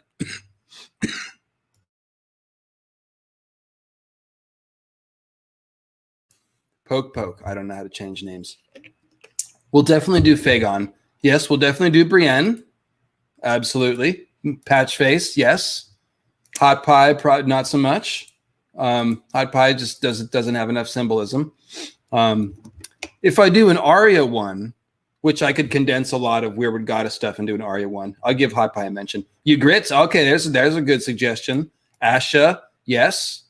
Tony, that's a good one. I can do the Wayward Bride chapter, which is my favorite. That's got a ton of Nissa Nissa stuff. Asha might be a good one to do after next week's Rohan Weber episode because they have a ton of Weirwood Goddess stuff going on, both of them. Carl Karsnark educating.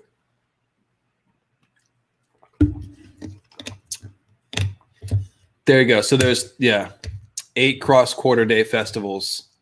And Baeltina, nobody told me how to say it, is the one where we burn the King of Winter.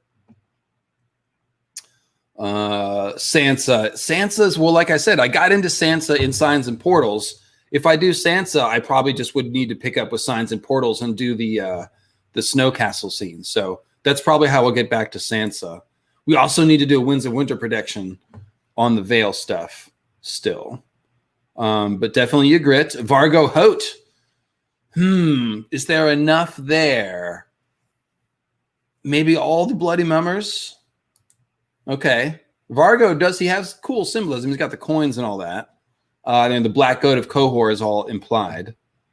So maybe I could do one on like the Black Goat and some of the other dark gods or something, and then include Vargo in that. That could work. Bittersteel and the Golden Company. That would be in the Fagon episode. I would cover that because that would lump it in. Dario, yes, Dario. That's a good one. Dario has enough symbolism to chew on just by himself.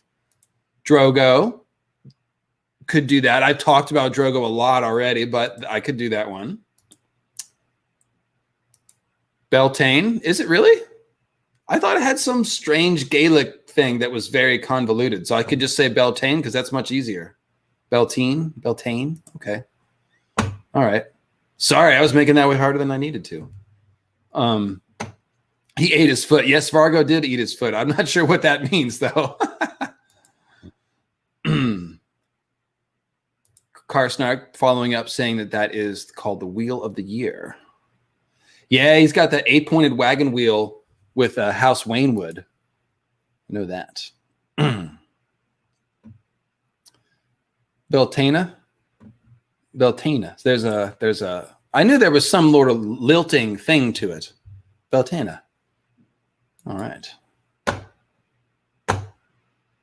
All right. So King of Winter. The reason why I did all that King of Winter stuff, not only because it's fun Christmas-related mythology, ho ho ho, but because, like I said, the archetype of the Lord of Winterfell is the King of Winter. So it kind of tells you what is the job of the Lords of Winterfell to become dead green men and to set themselves on fire if need be in order to bring the spring.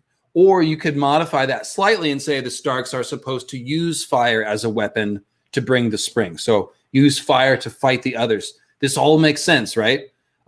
If the green zombies theory is right and the Night's Watchmen originally were zombies, that the Night's Watch and the Starks basically have very similar symbolism.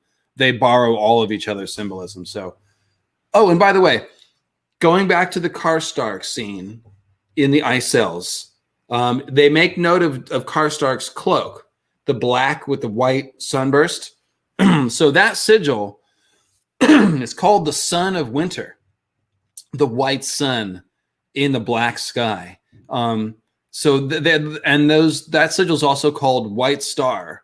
So like when they're in battle, they talk about the White Star wolves. So that's pretty cool, John symbolism, if you think of a white star, because it's like the sword of the morning constellation, has a white star in the hilt, like a diamond in the dawn. So it's like a white star, Stark, a morning star, Stark. All those ideas apply to John. They make you think of dawn, obviously. And the sword in the darkness, the white star is in the black sky. So it's pretty good symbolism there. And yes, thank you. Got 294 people watching. Make sure you tap the subscribe button while you're here. Click the notification bell. Little drop-down window, all notifications. You never miss a live stream. Did you check out my glowing moon that I have up there? That's very nice.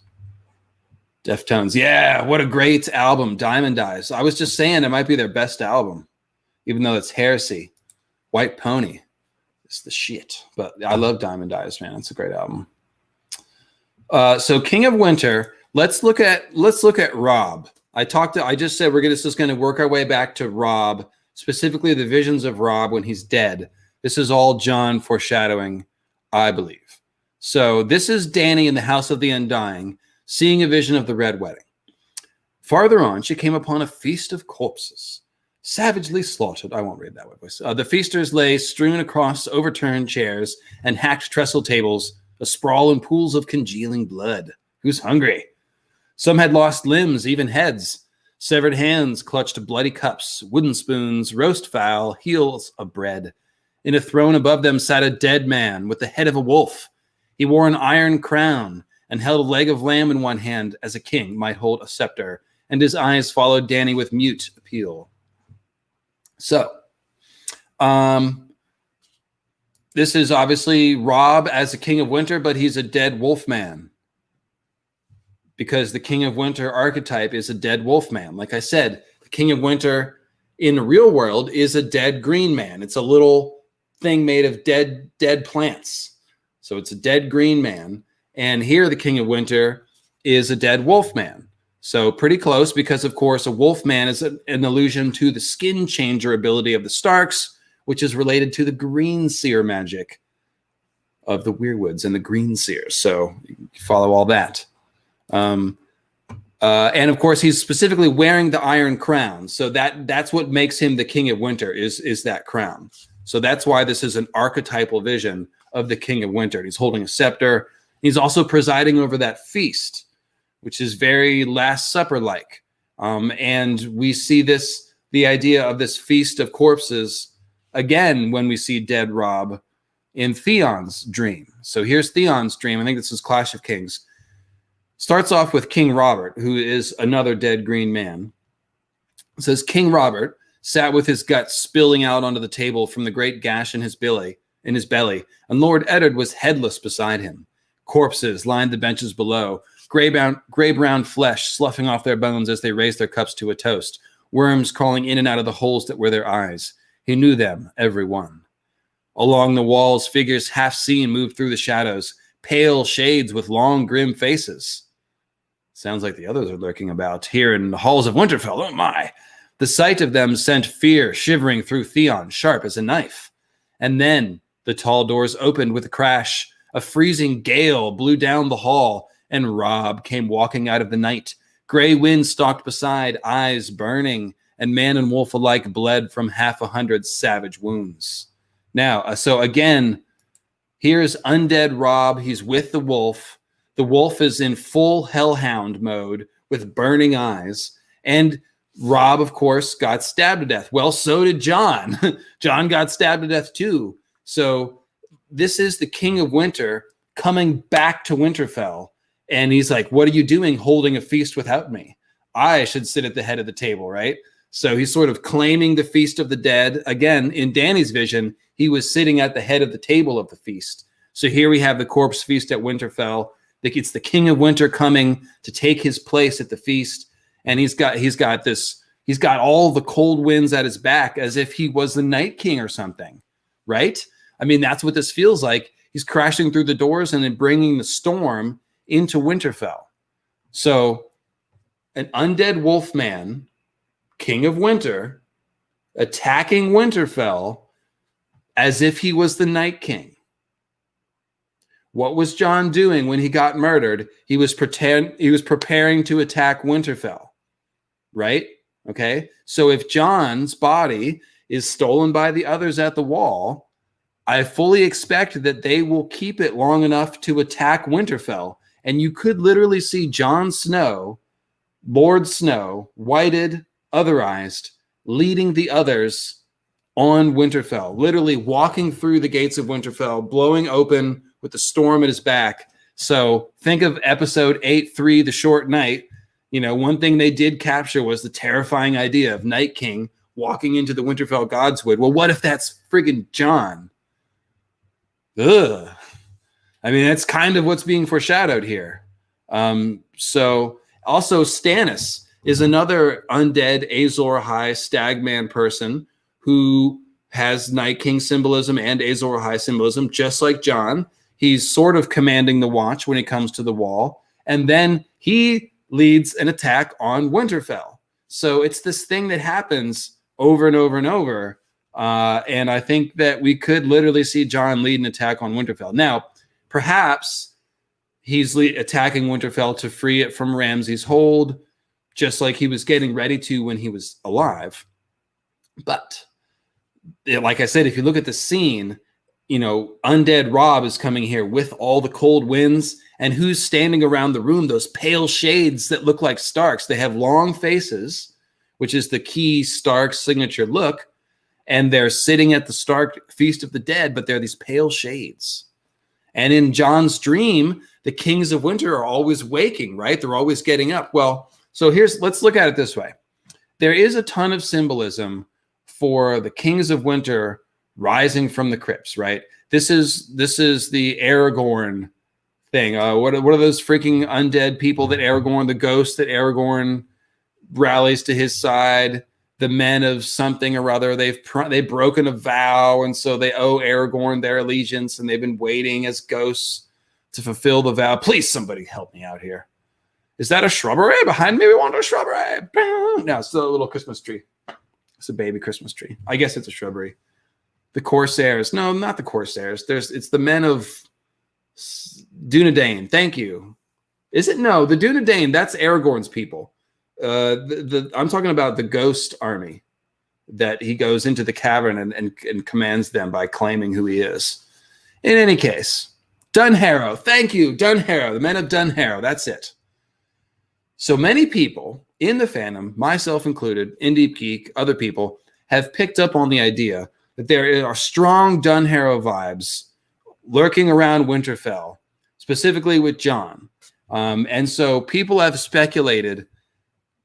I did a Halloween stream 3 years ago about this, speculating, is there a way that the dead of Winterfell will rise to fight against the others and fight against the whites? Will we have whites on the good team or whatever? Well, I've always had problems with that because it seems a little too crazy for the good guys to be leading a whole army of like undead Kings of Winter or whites or something. It's a little crazy. But if Jon is leading the others through the wall and down into the lands of the living, just as the original Night King did, in my opinion, then maybe that's how this works. Like when we see Jon dreaming about the Kings of Winter rising, well, maybe they're not rising to fight for the living. Literally, maybe Jon comes to Winterfell and starts raising more of the dead because he's like been made a Night King. So maybe that's how that whole Dunharrow foreshadowing will come true, is that Jon will raise the dead as a Night King, and that it will be a very bad thing. Because remember, at Winterfell, the non-Kings of Winter are buried in a lichyard. They're not burned there. They're just buried in the ground. So now let's go back to this quote that everyone thinks is about Jon Snow.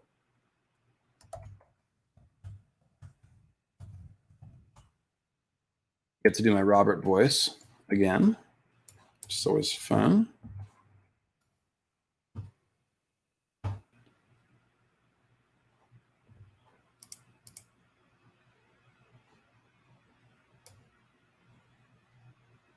This is such a great scene. I'm going to my Kindle so I can get the entire thing. This is that Ned and Robert chapter where they're doing the O King, Holly King thing here. No sooner had the formalities of greeting been completed than the king had said to his host, "Take me down to your crypt, Eddard. I would pay my respects." Ned loved him for that, for remembering her still after all these years. He called for a lantern. No other words were needed. The queen had begun to protest. They had been riding since dawn. Everyone was tired and cold. Surely they should refresh themselves first. The dead would wait. She had said no more than that. Robert had looked at her, and her twin brother Jaime had taken her quietly by the arm, and she had said no more. They went down the crypt together, Ned and this king he scarcely recognized. The winding steps were narrow. Ned went first with the lantern. I was starting to think we would never reach Winterfell. I was starting to think we would never reach Winterfell, Robert complained as they descended. In the south, the way they talk about my 7 kingdoms, a man forgets. That's enough. Forgets that your part is as big as the other 6 combined. I trust you enjoyed the journey, your grace. Robert snorted. Bogs and forests and fields and scarcely a decent inn north of the neck. I've never seen such a vast emptiness. Where are your people? Likely they were too shy to come out, Ned jested. He could feel the chill coming up the stairs, a cold breath from deep within the earth. Kings are a rare sight in the north. Robert snorted. More likely they were hiding under the snow. Snow, Ned. The king put one hand on the wall to steady himself as they descended. So this quote has normally been seen as foreshadowing for Jon being king, right? So there's a double wordplay thing. Robert is saying, "Where are your people?" And he's saying they're too shy to come out. And Robert's like, "Oh, they must have been hiding under the snow," because he's so outraged at all this snow. He's like, "They're probably hiding under this friggin' snow that shouldn't be here. God damn it."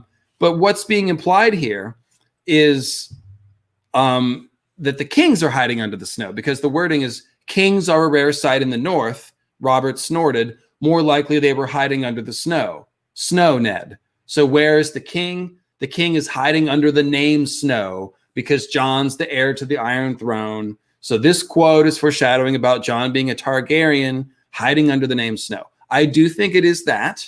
That is the classic interpretation. However, let's read this quote again and think about Ned's people as cold whites under the snow waiting to rise. I've never seen such a vast emptiness. Where are all your people? They were too shy to come out, Ned said. He could feel the chill coming up the stairs, a cold breath from deep within the earth. Kings are a rare sight in the north. Robert snorted. More likely they were hiding under the snow. So Robert is saying your people were hiding under the snow. But again, that's what whites do. During the day, they lie under the snow and wait, just like they did outside of the Bloodraven's cave. And that's why Coldhands is like, hurry up, we got to get inside before the sun sets. And as soon as the sun sets, the whites start popping up out of the snow. So here we have King Robert saying, Ned, your people are hiding under the snow like whites. And in the middle of that, Ned is like, a cold breath emerges from the crypts of Winterfell. So it's telling you about undead, the tomb, rising from the tomb, all that stuff. So very, very cool stuff right there. And so we've got these two interpretations, right? One is telling us that Jon's a Targaryen hiding under the name Snow. The other one's telling us that the King of Winter's people hide under the snow like whites. Well, we could put those together and say that when Jon is undead, when he becomes King of Winter or King of the White Walkers, then his people will come out from under the snow. All right. These are my Christmas gifts to you. I hope you enjoy. Speaking of Christmas, I've got another PayPal from Brandon. The overly opinionated tinfoil tyrant asks, have you jumped on some D&D? Oh, Dungeons and Dragons. I'm used to thinking Dave and Dan. I've also confused Dungeons and Dragons people by rage tweeting about Dave and Dan. And they're like, what do you have against Dungeons and Dragons? They're hack story writers. Like, but you make up your own story in Dungeons and Dragons. 5th edition is easy to get into. The subclasses play nicely with Young's archetypes. George's wild cards were spun out of a tabletop game he played. Yeah, so I probably would like Dungeons and Dragons. I have never played it, as I've said a couple of times. But the thing is, I don't have any time. All I do is make YouTube videos and write my book and like try to just clean my room once in a while. Like I don't have any time to do that. I'm like at that point where I'm like almost making enough to pay my bills every month, just doing this as a job. But I'm like, hustling to try to get to the point where I'm not in the red and all that kind of stuff. I don't want to get, go into my personal life or whatever. But point is, I work all the time. And the hard work is paying off. Like I said, the channel's doing great. Everything's going up. So yeah, but I don't watch TV. I don't play video games. Like very rarely do I do that. That's just the mode I'm in, working hard. I'm old, man. I'm old. I'm too old to be like wasting time. I ain't got no time to waste. Got to realize my dreams and goals. Although I will say, like I said, I'm very excited to have the opportunity to write the book that I'm writing on the side, as well as doing the YouTube channel, to be able to splice that off. And thank you, Andrea, my big helper with all the book stuff and all the legal stuff that I tend to have trouble with. So shout out to her, and shout out to Katie working on my painting for the book also. But yes, anyways, I'm grateful, but working hard is the point. So D&D at some point, maybe in the future, I'll eventually do it, but I've never done it yet. So let's see here. How's everyone's Christmas doing? Did y'all have fun? Hopefully you did not gather in large numbers and spread the COVID. So I'll say about that. Hopefully we all quarantining and be over soon. I hope. I really want to like go to some concerts and stuff, man. About to bust out some ice cream. That sounds good. No, this is not true. This is fake news and lies. There's no second YouTube channel. That's not true. What would it be called? Wrong Answers Only. If I have a second YouTube channel, it's an OnlyFans. What is it called? Wrong Answers Only. I'm expecting Lightbringer dick jokes. Bring it on. What do we got? Yeah, I do think it'll be over soon. Yeah, so everyone's being good, it says. All right, that's good. So how will John being back from control by the others, how does this square with John's soul being in Ghost? So that's a good question. One of the things that I think could happen is that John's spirit will be in Ghost and the others will steal his body, and that'll be two separate things. So we'll have John in the Ghost doing wolf POV things, but other people are watching John's body walk around filled up with Night King spirit.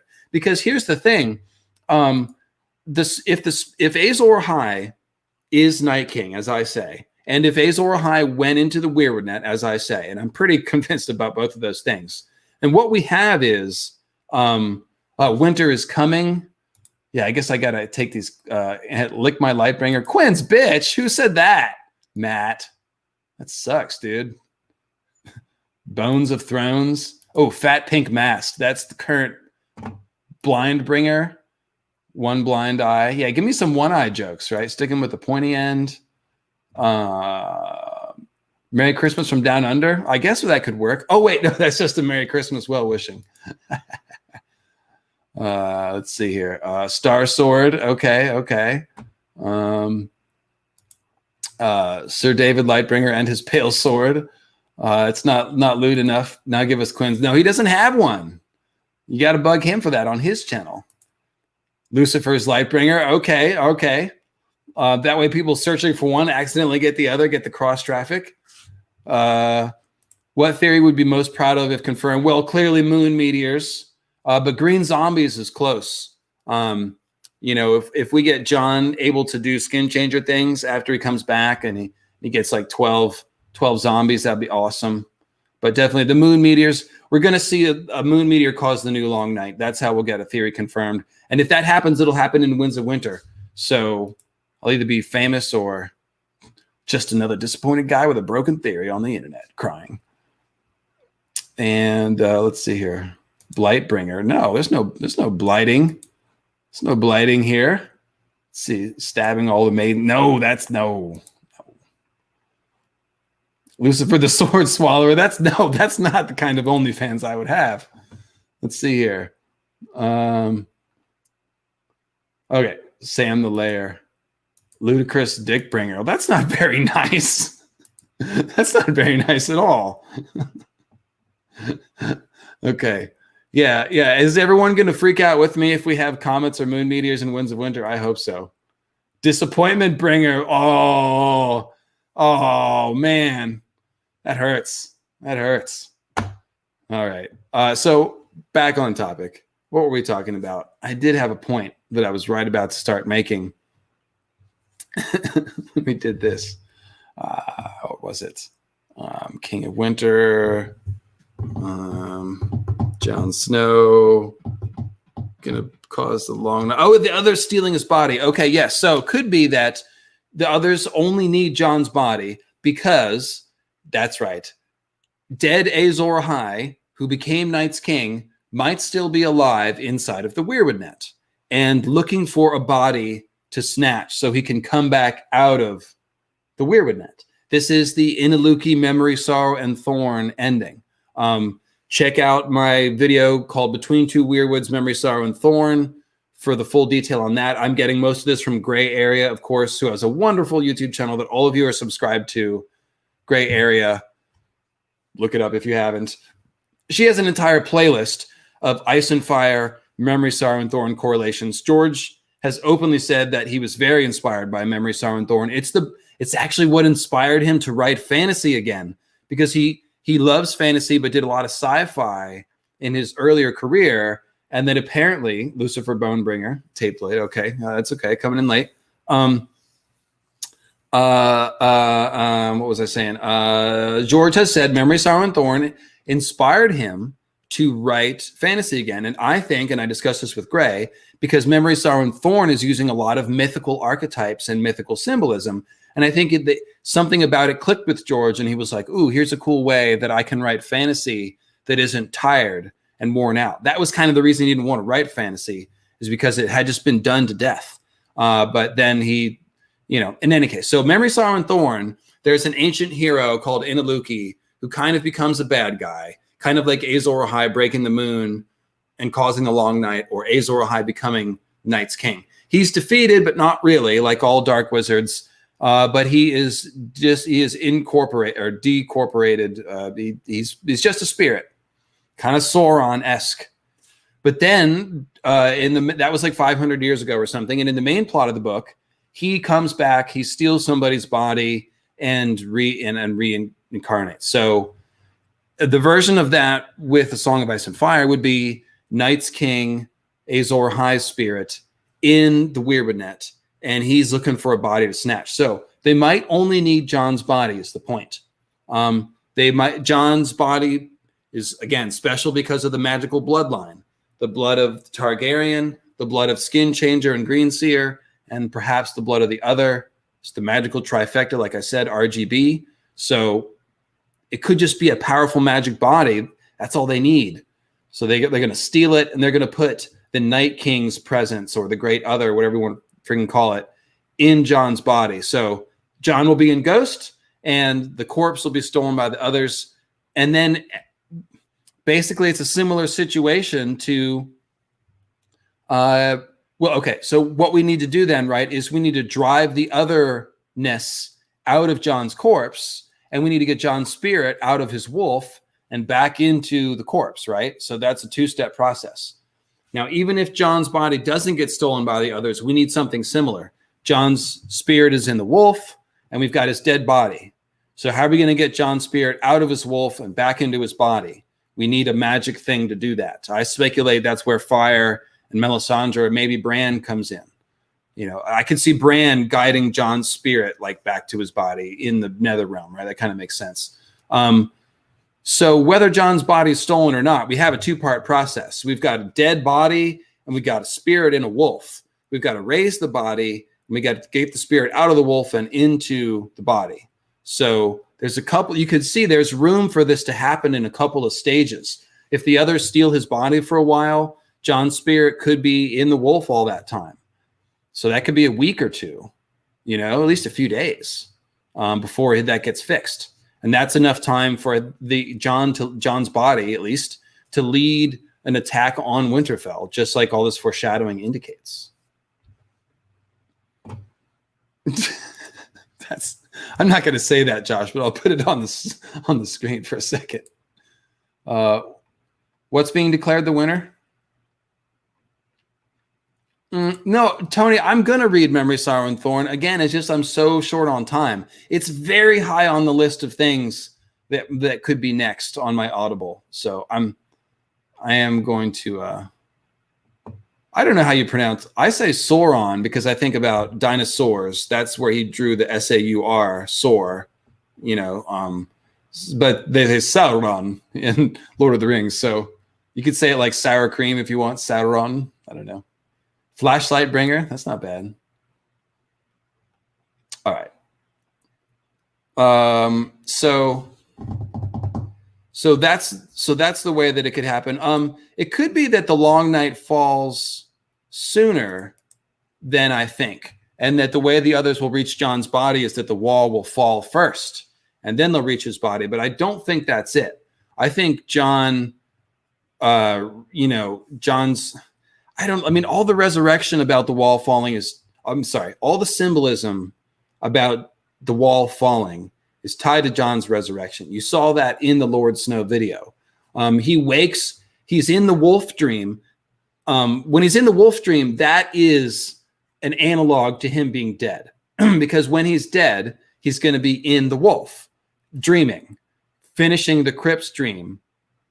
Okay, so when he's in the wolf dream at the beginning of the chapter, he's looking up at the moon, and the moon is crying snow with the raven's voice, right? Snow, snow. And then when he wakes up, the raven lands on his chest as if the moon fell out of the sky and landed on his chest. Then he throws the pillow at the wall, and there's the flurry of feathers. So that gives you the sort of exploding moon snowstorm symbolism. This all happens as John is waking from the wolf dream that's a parallel to him being dead. So John's waking up should coincide with the breaking of the wall. I don't know if that means John coming back to himself, like the ghost, out of ghost and back into his body for final, or if it's the others stealing his body. But some part of that is going to happen when the long night falls. Now, I don't think the long night's going to fall until the end of Winds of Winter, because we need a bunch of stuff to happen first. We need to finish having wars at King's Landing. Fagon has to fight Cersei. Dany's got to sail and get here to Westeros. So I think the fall of the long night should be sometime near like the end of Winds of Winter. And I don't think John could be dead the entire book. But who knows? Maybe George could do a thing like he did with Bran, where he only gave Bran 3 chapters in Winds, and it's just really stretched out because he didn't want to advance his plot too far. So maybe it'll be something like that, and all the action in Winds of Winter will be very condensed time-wise within just a couple of weeks. And John will be dead until the long night falls at the end of the book. But more likely, I would think that, like, what do I think? Yeah, I think he'll be in the wolf, and then once the others steal his body, that should be the fall of the long night at that point, I would think. So, yeah. And of course, Othor's got the moon face, right? And John stabs it right across the face. So that's more like John destroying the moon symbolism happening there. So, yeah. Here's another point I made in the Lord Snow video. If Azor Ahai was the one who broke the moon the first time and he became Night's King, then like whatever magical Nissa magic that went into breaking the moon that Azor Ahai did the first time, like the others would have that knowledge in their memory banks, right? In their collective consciousness or repository. So it could be that, like, how's the moon going to break this time? How's the comet going to be called back? It definitely could be the others that do it using that Azor Ahai knowledge. So that would be freaky deaky, wouldn't it? Yes, Jason, it's coming. LML, is George going to make us read through a warg wolf laying with his wolf? He's teased it with Bran and Varamir both. So yeah, I hope not, but you never know. You shouldn't find that funny. Why not? We're here for dark humor, right? It is a Song of Ice and Fire. I think you have to read a Song of Ice and Fire with some dark humor for show. I got a PayPal from Clark. Thanks, Clark. No question. Just a Merry Christmas blessing. Thank you, buddy. And yeah, so we're going to do Rohan Weber next week. So tell me what you think of this, guys. My next scripted video, I'm kind of at a crossroads. I can do a couple different things. So you tell me. Vote by yelling in the chat. The more caps, the better. No, just kidding. Don't all caps.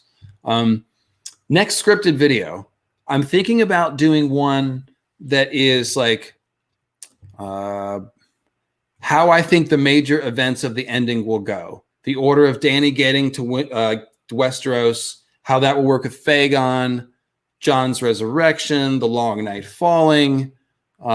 Basically, what does the end of the show tell us about the end of the books? Might be the title of this video. It'd be about 20 minutes. And basically, I've talked about some of this before, but I have a loose idea, a headcanon, if you will.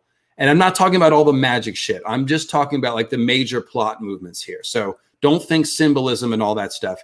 Think like, how is the story going to end? Like one of my big things is I think that all the King's Landing stuff happens first. Dany's story ends in the north versus she goes north and then comes back to fight Cersei. So I've got reasons for believing that. So I was thinking about making a 20-minute video that's just kind of like how I think A Song of Ice and Fire will end in the broad strokes, comparing it a little bit to the TV show ending. That's one possibility. Another video I could do, and this would be very much on topic with what we're talking about now, is I need to redo the Green Zombies. The Green Zombies, when I recorded, I used an Animals as Leaders track that I had permission to use at the time, but since they have claimed it. So now I can't, they're demonetized. They're 3 of my most popular videos, and I don't make any money off of them. They're also done a long time ago and without any pictures. So what I was thinking about doing is going over the Green Zombies and reworking the material a little bit, condensing it down because it's a little bit long-winded, as was my older style, and then making however many videos I need, 2 or 3, produced condensed Green Zombies videos with pictures, all the horned gods and all the green men shit and stuff like that. So those were the 2 things I was thinking about. I still have the Dark Star symbolism video that I need to do, but I'm kind of not super fired up for that because I don't think it's going to do that great. It's just going to be a bunch of mythical astronomy stuff that you guys already know, but just sort of filtered through Dark Star. So I don't know if I want to do that one right now.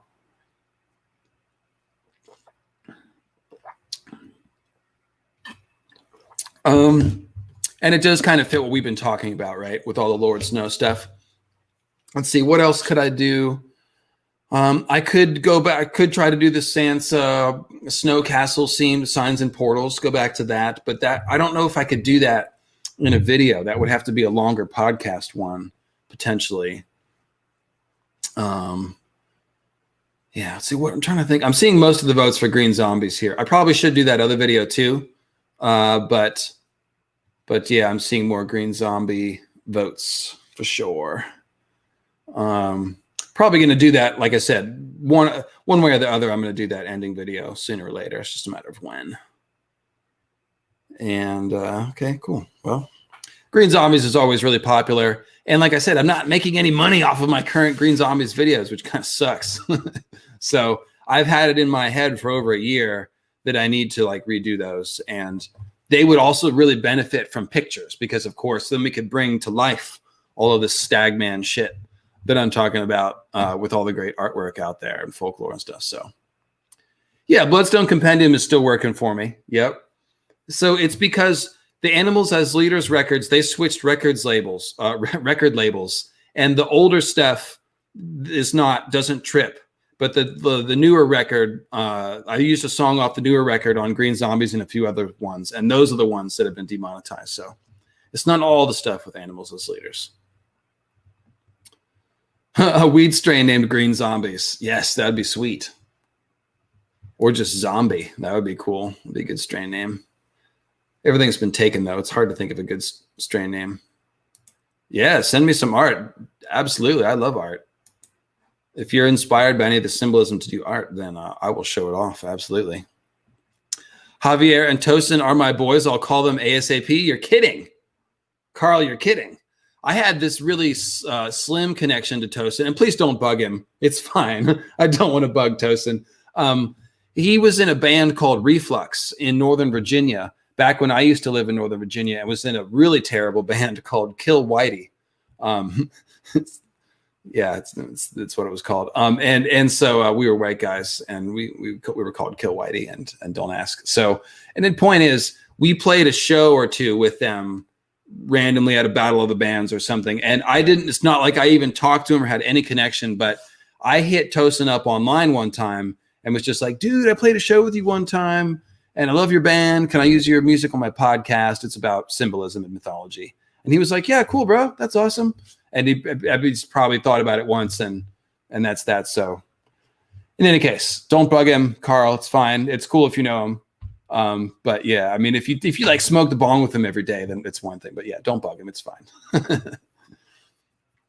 Yeah. Alien OG is the best. I agree with that. Black Sheep. Yeah, it kind of is. Exactly. Chris Farley, Kill Whitey. That is where we got it. Totally. That is where Tyler got it. My singer. Names. It's hard to name a band. I'm just spinning my wheels here. So, John, is there other foreshadowing of John? Oh, right. So John himself puts 2 corpses in the ice cells, and I don't think they have risen yet, have they? I searched ice cell, and I think that they have not woken up yet. What if they woke up when the others came to the wall to try to get John's body? That would be interesting. Yep. No, there's nothing about them waking up yet. So, yeah. There is something about them being partially covered in snow. The snow is built up and like covered the doors. They had to dig out the door for Karstark's ice cell. The bongs look cleaner. Yeah, I got some bong cleaner. I was out last week. They were a little dirty. I clean them like every day. Oh, GMO cookies is good. Yeah, no, I clean my bongs all the damn time. This stream is totally going to get demonetized. I hope it doesn't. Usually it's smoking on screen that trips me up as opposed to just saying bong, but who knows? Yeah, Animals as Leaders is great. So, yeah, so guys, I didn't see... Yes, I know. Never mind, I did. Okay, so I got the suggestions about which characters to cover. But yeah, it sounds like I should do the Green Zombies video next, huh? I've pretty much done... And of course, if you want more stuff about John and the Blood of the Other stuff, go to the Blood of the Other podcast series. I was condensing a lot of material from that Baleful Bard and Promised Prince episode. It's like a 2.5 hour podcast. So there is a ton more. One point that I wanted to make. So I talked about this stolen other baby in the last video, right? We see John is like an other baby, and then Ned steals him from the Tower of Joy and the White Kingsguard warriors. Sam steals a baby from Craster. And then they think about taking that to Winterfell, Monster. Theon, his mother gets Night's Queen symbolism, and then he's literally stolen and brought to Winterfell. There are a bunch of more examples of that. But one thing about that is that a lot of times the rescued babies grow up to be rescuers in turn. So Ned Stark, for example, he's got the symbolism because when he was young, he was fostered to the Eyrie. And the Eyrie has all the ice temple symbolism of the others. White marble, veined with blue, yada, yada, yada. So it's basically like a child of the Starks being taken to the others and fostered there and then brought back. And then he grows up and rescues John. John grows up and helps rescue Monster and thinks about taking Monster to Winterfell to foster him. Theon is rescued or stolen, either you could say, from Night's Queen, because sometimes you could say it's a rescue. Like baby Monster, you would say rescued, but he's also stolen. So same thing. Theon is stolen from his Night's Queen mother, but then he becomes a rescuer when he rescues Jane Poole from Winterfell. The House Poole has a ton of Night's Queen symbolism. Literally, their symbol is a blue pool, just like the frozen pond symbol of the others. Their speech is like a frozen pond, and they refer to the idea of Lucifer being frozen in a frozen pond in the ninth circle of hell from Paradise Lost. So Jane Poole, Ice Queen symbolism. She's also she's literally described like a cold corpse up in when they come to rescue her. So she's a Night's Queen figure and other figure, but she's also a child. They call her a child there, and she's very much being rescued and saved. And she's pretending to be Arya, who is also a child. And Arya herself is also stolen and rescued around the Riverlands. So the point is, the pattern repeats and repeats and repeats. And a lot of times, it seems like what's happening is that the first person steals a baby from the others, brings them back to Winterfell, they grow up, and then they become the last hero, and they come back and kill their dad, who is Night King. And that's where you get a last hero as the son of the Night King going back to kill his father. And that pattern happens all over the place too. You remember Jon's dream of having to kill his father. He dreams of whited Othor, but instead it was his father's face this time, and his father's blue eyes, and his father's face that burned and got slashed by the sword. So Jon's killing his father when his father's like a white. So you've got a whited Ned Stark and the last hero Jon mimicking the scene where he fought a white, and now he's fighting his dad. And there's more father-son parallels like that. So the point I'm making is that when I saying that somebody stole a baby from the others is only one half of the story. The other half is that baby might grow up and be the last hero. And if he's not the last hero, he's at least, the Stark that passes on his bloodline. Bael the Bard does it, right? Bael the Bard sneaks into Winterfell, steals a Stark maiden, then he inserts his seed into the bloodline of Winterfell and leaves the baby there, and then he leaves. That baby grows up to be the Lord of Winterfell, and then Bael and his son fight. And what happens? The son kills the father, and the father is King Beyond the Wall, which is basically a Night's King type of figure. He's leading the invasion down against Winterfell, which is more clues that Jon might do that. Night Kings lead invasions of Winterfell. And then you have the son killing the father there. So perhaps last hero beating Night's King is a father-son affair. There's definitely could be. And that son could be literally the blood of the other child, the other Stark, the good other, we call him sometimes. So there. And praise Garth. Praise Garth. I'm trying to think if there's anything else I wanted to add to that train of thought before I let it go. That's about it. Just wanted to add that the whole blood of the other, stolen other baby thing, that there's a whole rest of the story there. And you can find that in the Blood of the Other podcast series. I go on. And there's Edric Dane and Edric Storm also fit the pattern. So it goes everywhere. This fucking channel. Woo! Yeah, baby. We're having fun. Having fun here. I'll give you the 10-minute warning. Last call for questions, super chats, insults, wrong answer names for my OnlyFans channel that does not exist and will not exist. Guys, it won't. It's not. I'm totally not thinking about making one to make more money. Definitely not thinking about that. Not going to do it. So don't ask. But what would it be called?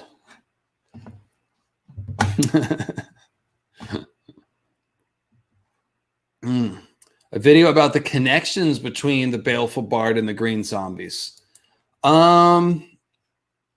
Mm.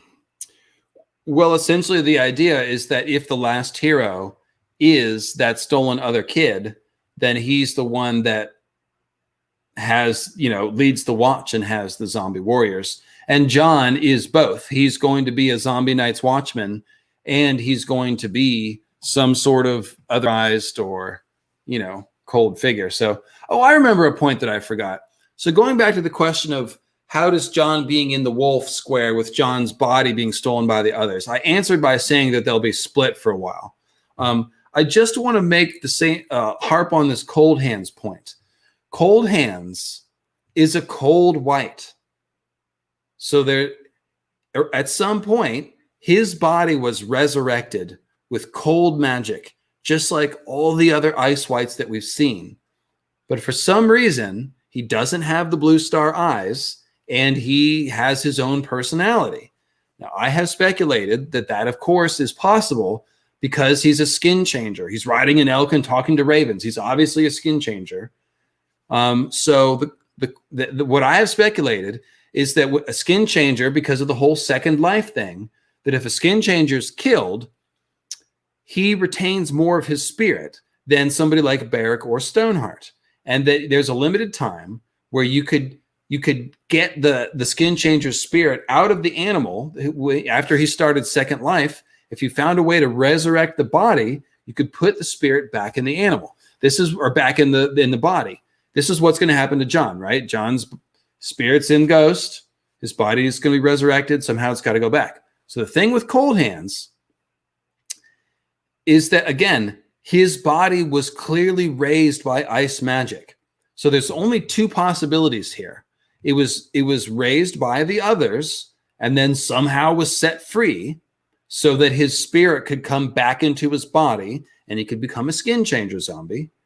Or there is somebody else besides the others that can resurrect and make cold whites, but ones that aren't in control of the others. Now, that does not make sense. If I could do my Johnny Cochran, why does an 8 foot tall Wookiee from Kishig live on Endor with 2 foot tall Ewoks? That does not make sense. He must have quit. Look at the silly monkey. Then I would say that it doesn't really make much sense to speculate that there was an ice wizard making cold zombies to fight the others, because I just don't see any foreshadowing for that. There's no parallels for that I think. So, yeah, Chewbacca must live on Endor. Now, why would an 8 foot tall Wookiee live on planet Kishig with 2 foot tall Ewoks, or Endor moon with 2 foot tall Ewoks? Anyways, okay, so that's the South Park thing, by the way, if you don't know what the hell I'm talking about. This is the South Park Johnny Cochran. So the point is, I think it's far more likely with Coldhands that he was whited by the others, but because he was a skin changer, his soul was preserved in his animal, which is probably an elk, got to be, right? And then somehow some children of the forest or ancient Roloris or somebody drove the otherization out of his body and got the soul back in there. And so just think about that. That means, if that's true, there is a way to undo the cold whiting process, at least for a skin changer.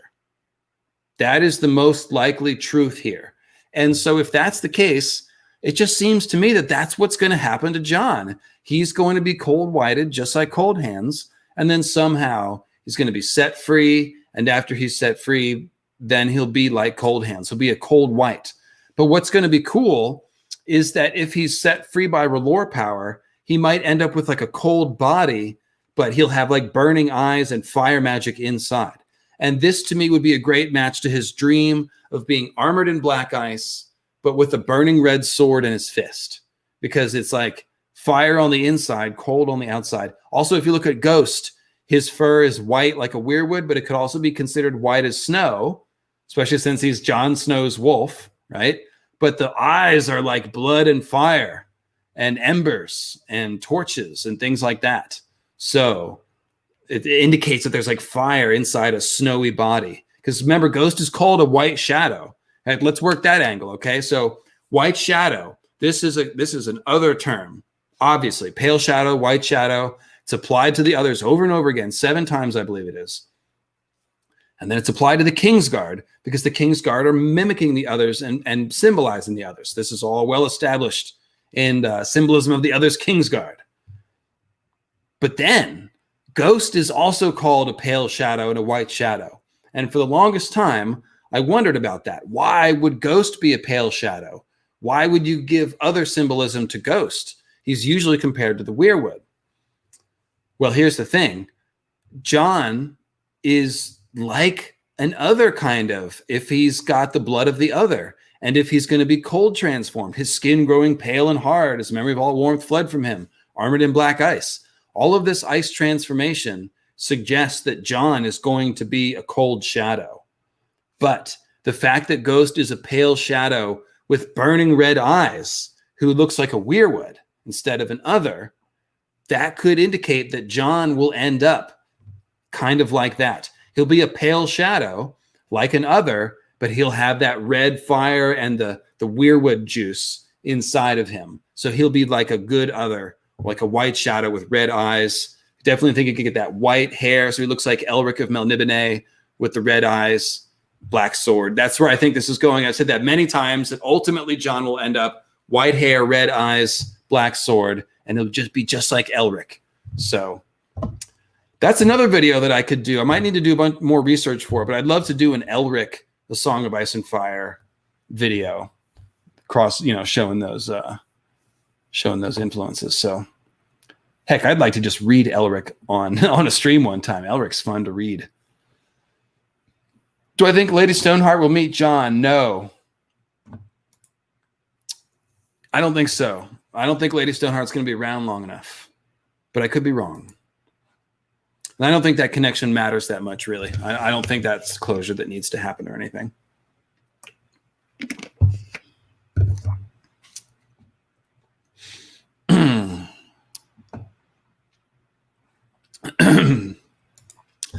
Yeah, kind of like a frozen hellhound. Yeah, that's another symbol. And one thing that I pointed out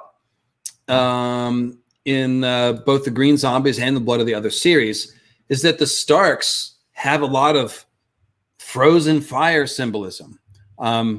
If you start with Cerberus, right? Cerberus is a 3-headed hellhound. He guards the realm of Hades and the river Styx, the entrance to Hades. And he's got fiery eyes. He's very, very hellish, fire and brimstone type of thing, but he's got 3 heads.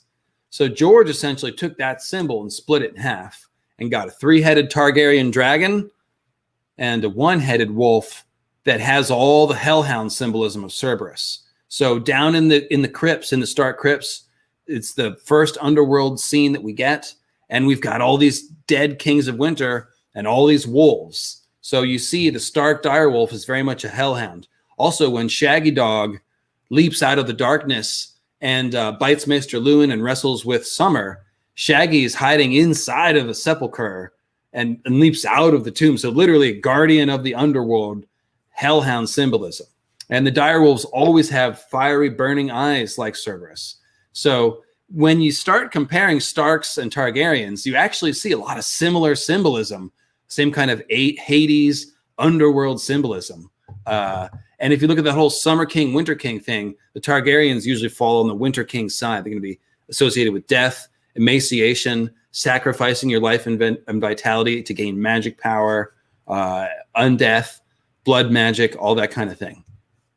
So, and if the Targaryen, the Dragon Skull chamber under King's Landing, where Arya goes in 2 different times, is a perfect mirror to the Crypts of Winterfell. If you read those chapters in parallel, they have all the same symbols: the spiral stare, the darkness, the eyes appearing to move and follow people, people coming up out of the lower levels, all this stuff. So yes, the Starks are like fiery hellhounds. They have all that Cerberus symbolism, and there's lots of symbolism about secret fiery things hiding inside Winterfell, which ultimately goes back to Jon being the hidden Targaryen inside of Winterfell.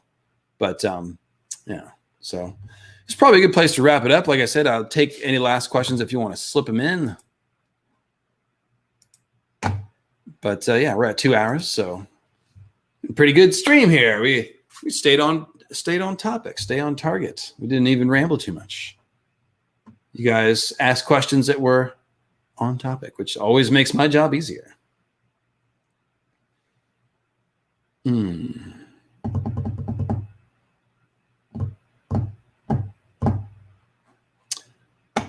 right, guys. Well, you have, there's a super chat coming through. Thank you, Lauren. If Mel can birth shadow babies, could Stoneheart birth snow babies? If we think opposites and whatnot, what could she do later in the series? You got this idea from our video with Quinn about what could happen with her and other symbolism videos involving Mel. So Stoneheart is confusing to me because she is raised by R'hllor. Barrett gives her the kiss of life. I'll leave the question up while I talk. Barrett gives her the, again, hello. Barrett gives her the kiss of life. And so she's animated by R'hllor. She's running on firepower, right? And so that would make her a fire white, technically. But she's got mostly Night's Queen, Corpse Queen symbolism. And she's living in a Weirwood cave.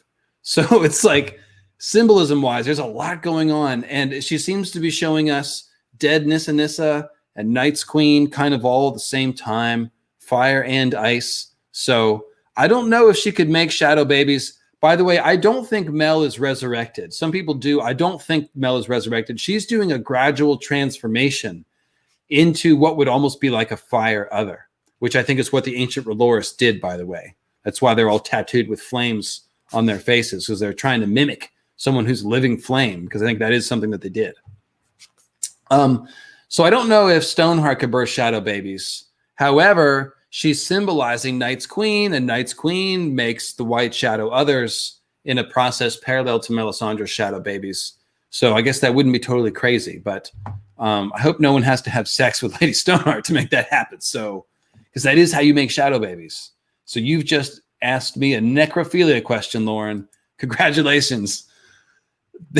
That's probably a good way to shut it down. Shut it down.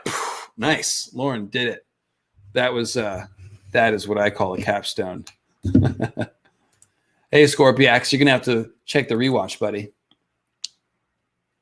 What did someone say? That's terrible. That's terrible. On Christmas, too, man. I don't know. It's just, we've defiled the sanctity of something. All right, guys. Well, like I said, I will see you on Sunday with the Lady Rohan Weber stream. And sounds like maybe my next video will be the Green Zombies video, unless I come up with a different idea, which I could always do. I have ADHD and I follow my inspiration, whichever way it goes. But thanks, everyone. Appreciate coming. Again, if you haven't subscribed to the channel, make sure you do. If you have not signed up for the mailing list for my book, look up Paradise Gained by David Beers on Indiegogo. And the link will be in the description of the video, as well as a link to t-shirts and gear that you can buy. And I'll be adding stuff very soon to the store. But I've already seen some people get their t-shirts. They look amazing, high quality Teespring t-shirts. So, yes. All right, guys. I love you. You're great. Merry Christmas. Thank you, Lauren, for, that was a great question. It was, well, I'm glad you feel like you got your money's worth. And it's Grogu the First here. This is Big Daddy Yoda. Big Daddy Yoda. Of course, we don't know what the Grogu lineage is yet. I do find it interesting, though. I do find it interesting. Definitely been watching The Mandalorian. But, guys, here's the Paradise Gained link. Thank you, Karshnark. Thank you for all your modding, Mr. Karshnark. And, there's a Teespring link. Of course, it's also underneath the in the description. I don't think we got the whole link there. It looks truncated, but maybe that's my fault. There you go. All right, cool, guys. Catch you next time. Catch you on Sunday, 4:20 Eastern, normal time. Merry Christmas. I'm probably going to do a New Year's Eve stream too, guys, since we can't go out and party. New Year's Eve is like my favorite holiday. In San Francisco, we all wear costumes and take drugs together and listen to music, and it's a great time. And that is not happening this year. So I probably will be here with you on New Year's Eve. I was thinking about starting 12 o'clock midnight East Coast and going to 12 o'clock midnight West Coast. So it'd be 9 Pacific to midnight Pacific. That would be a fun one. So if you guys want that, let me know. I have to think about what we're going to talk about. But there you go. Merry Christmas. Happy holidays. See you on Sunday. Peace.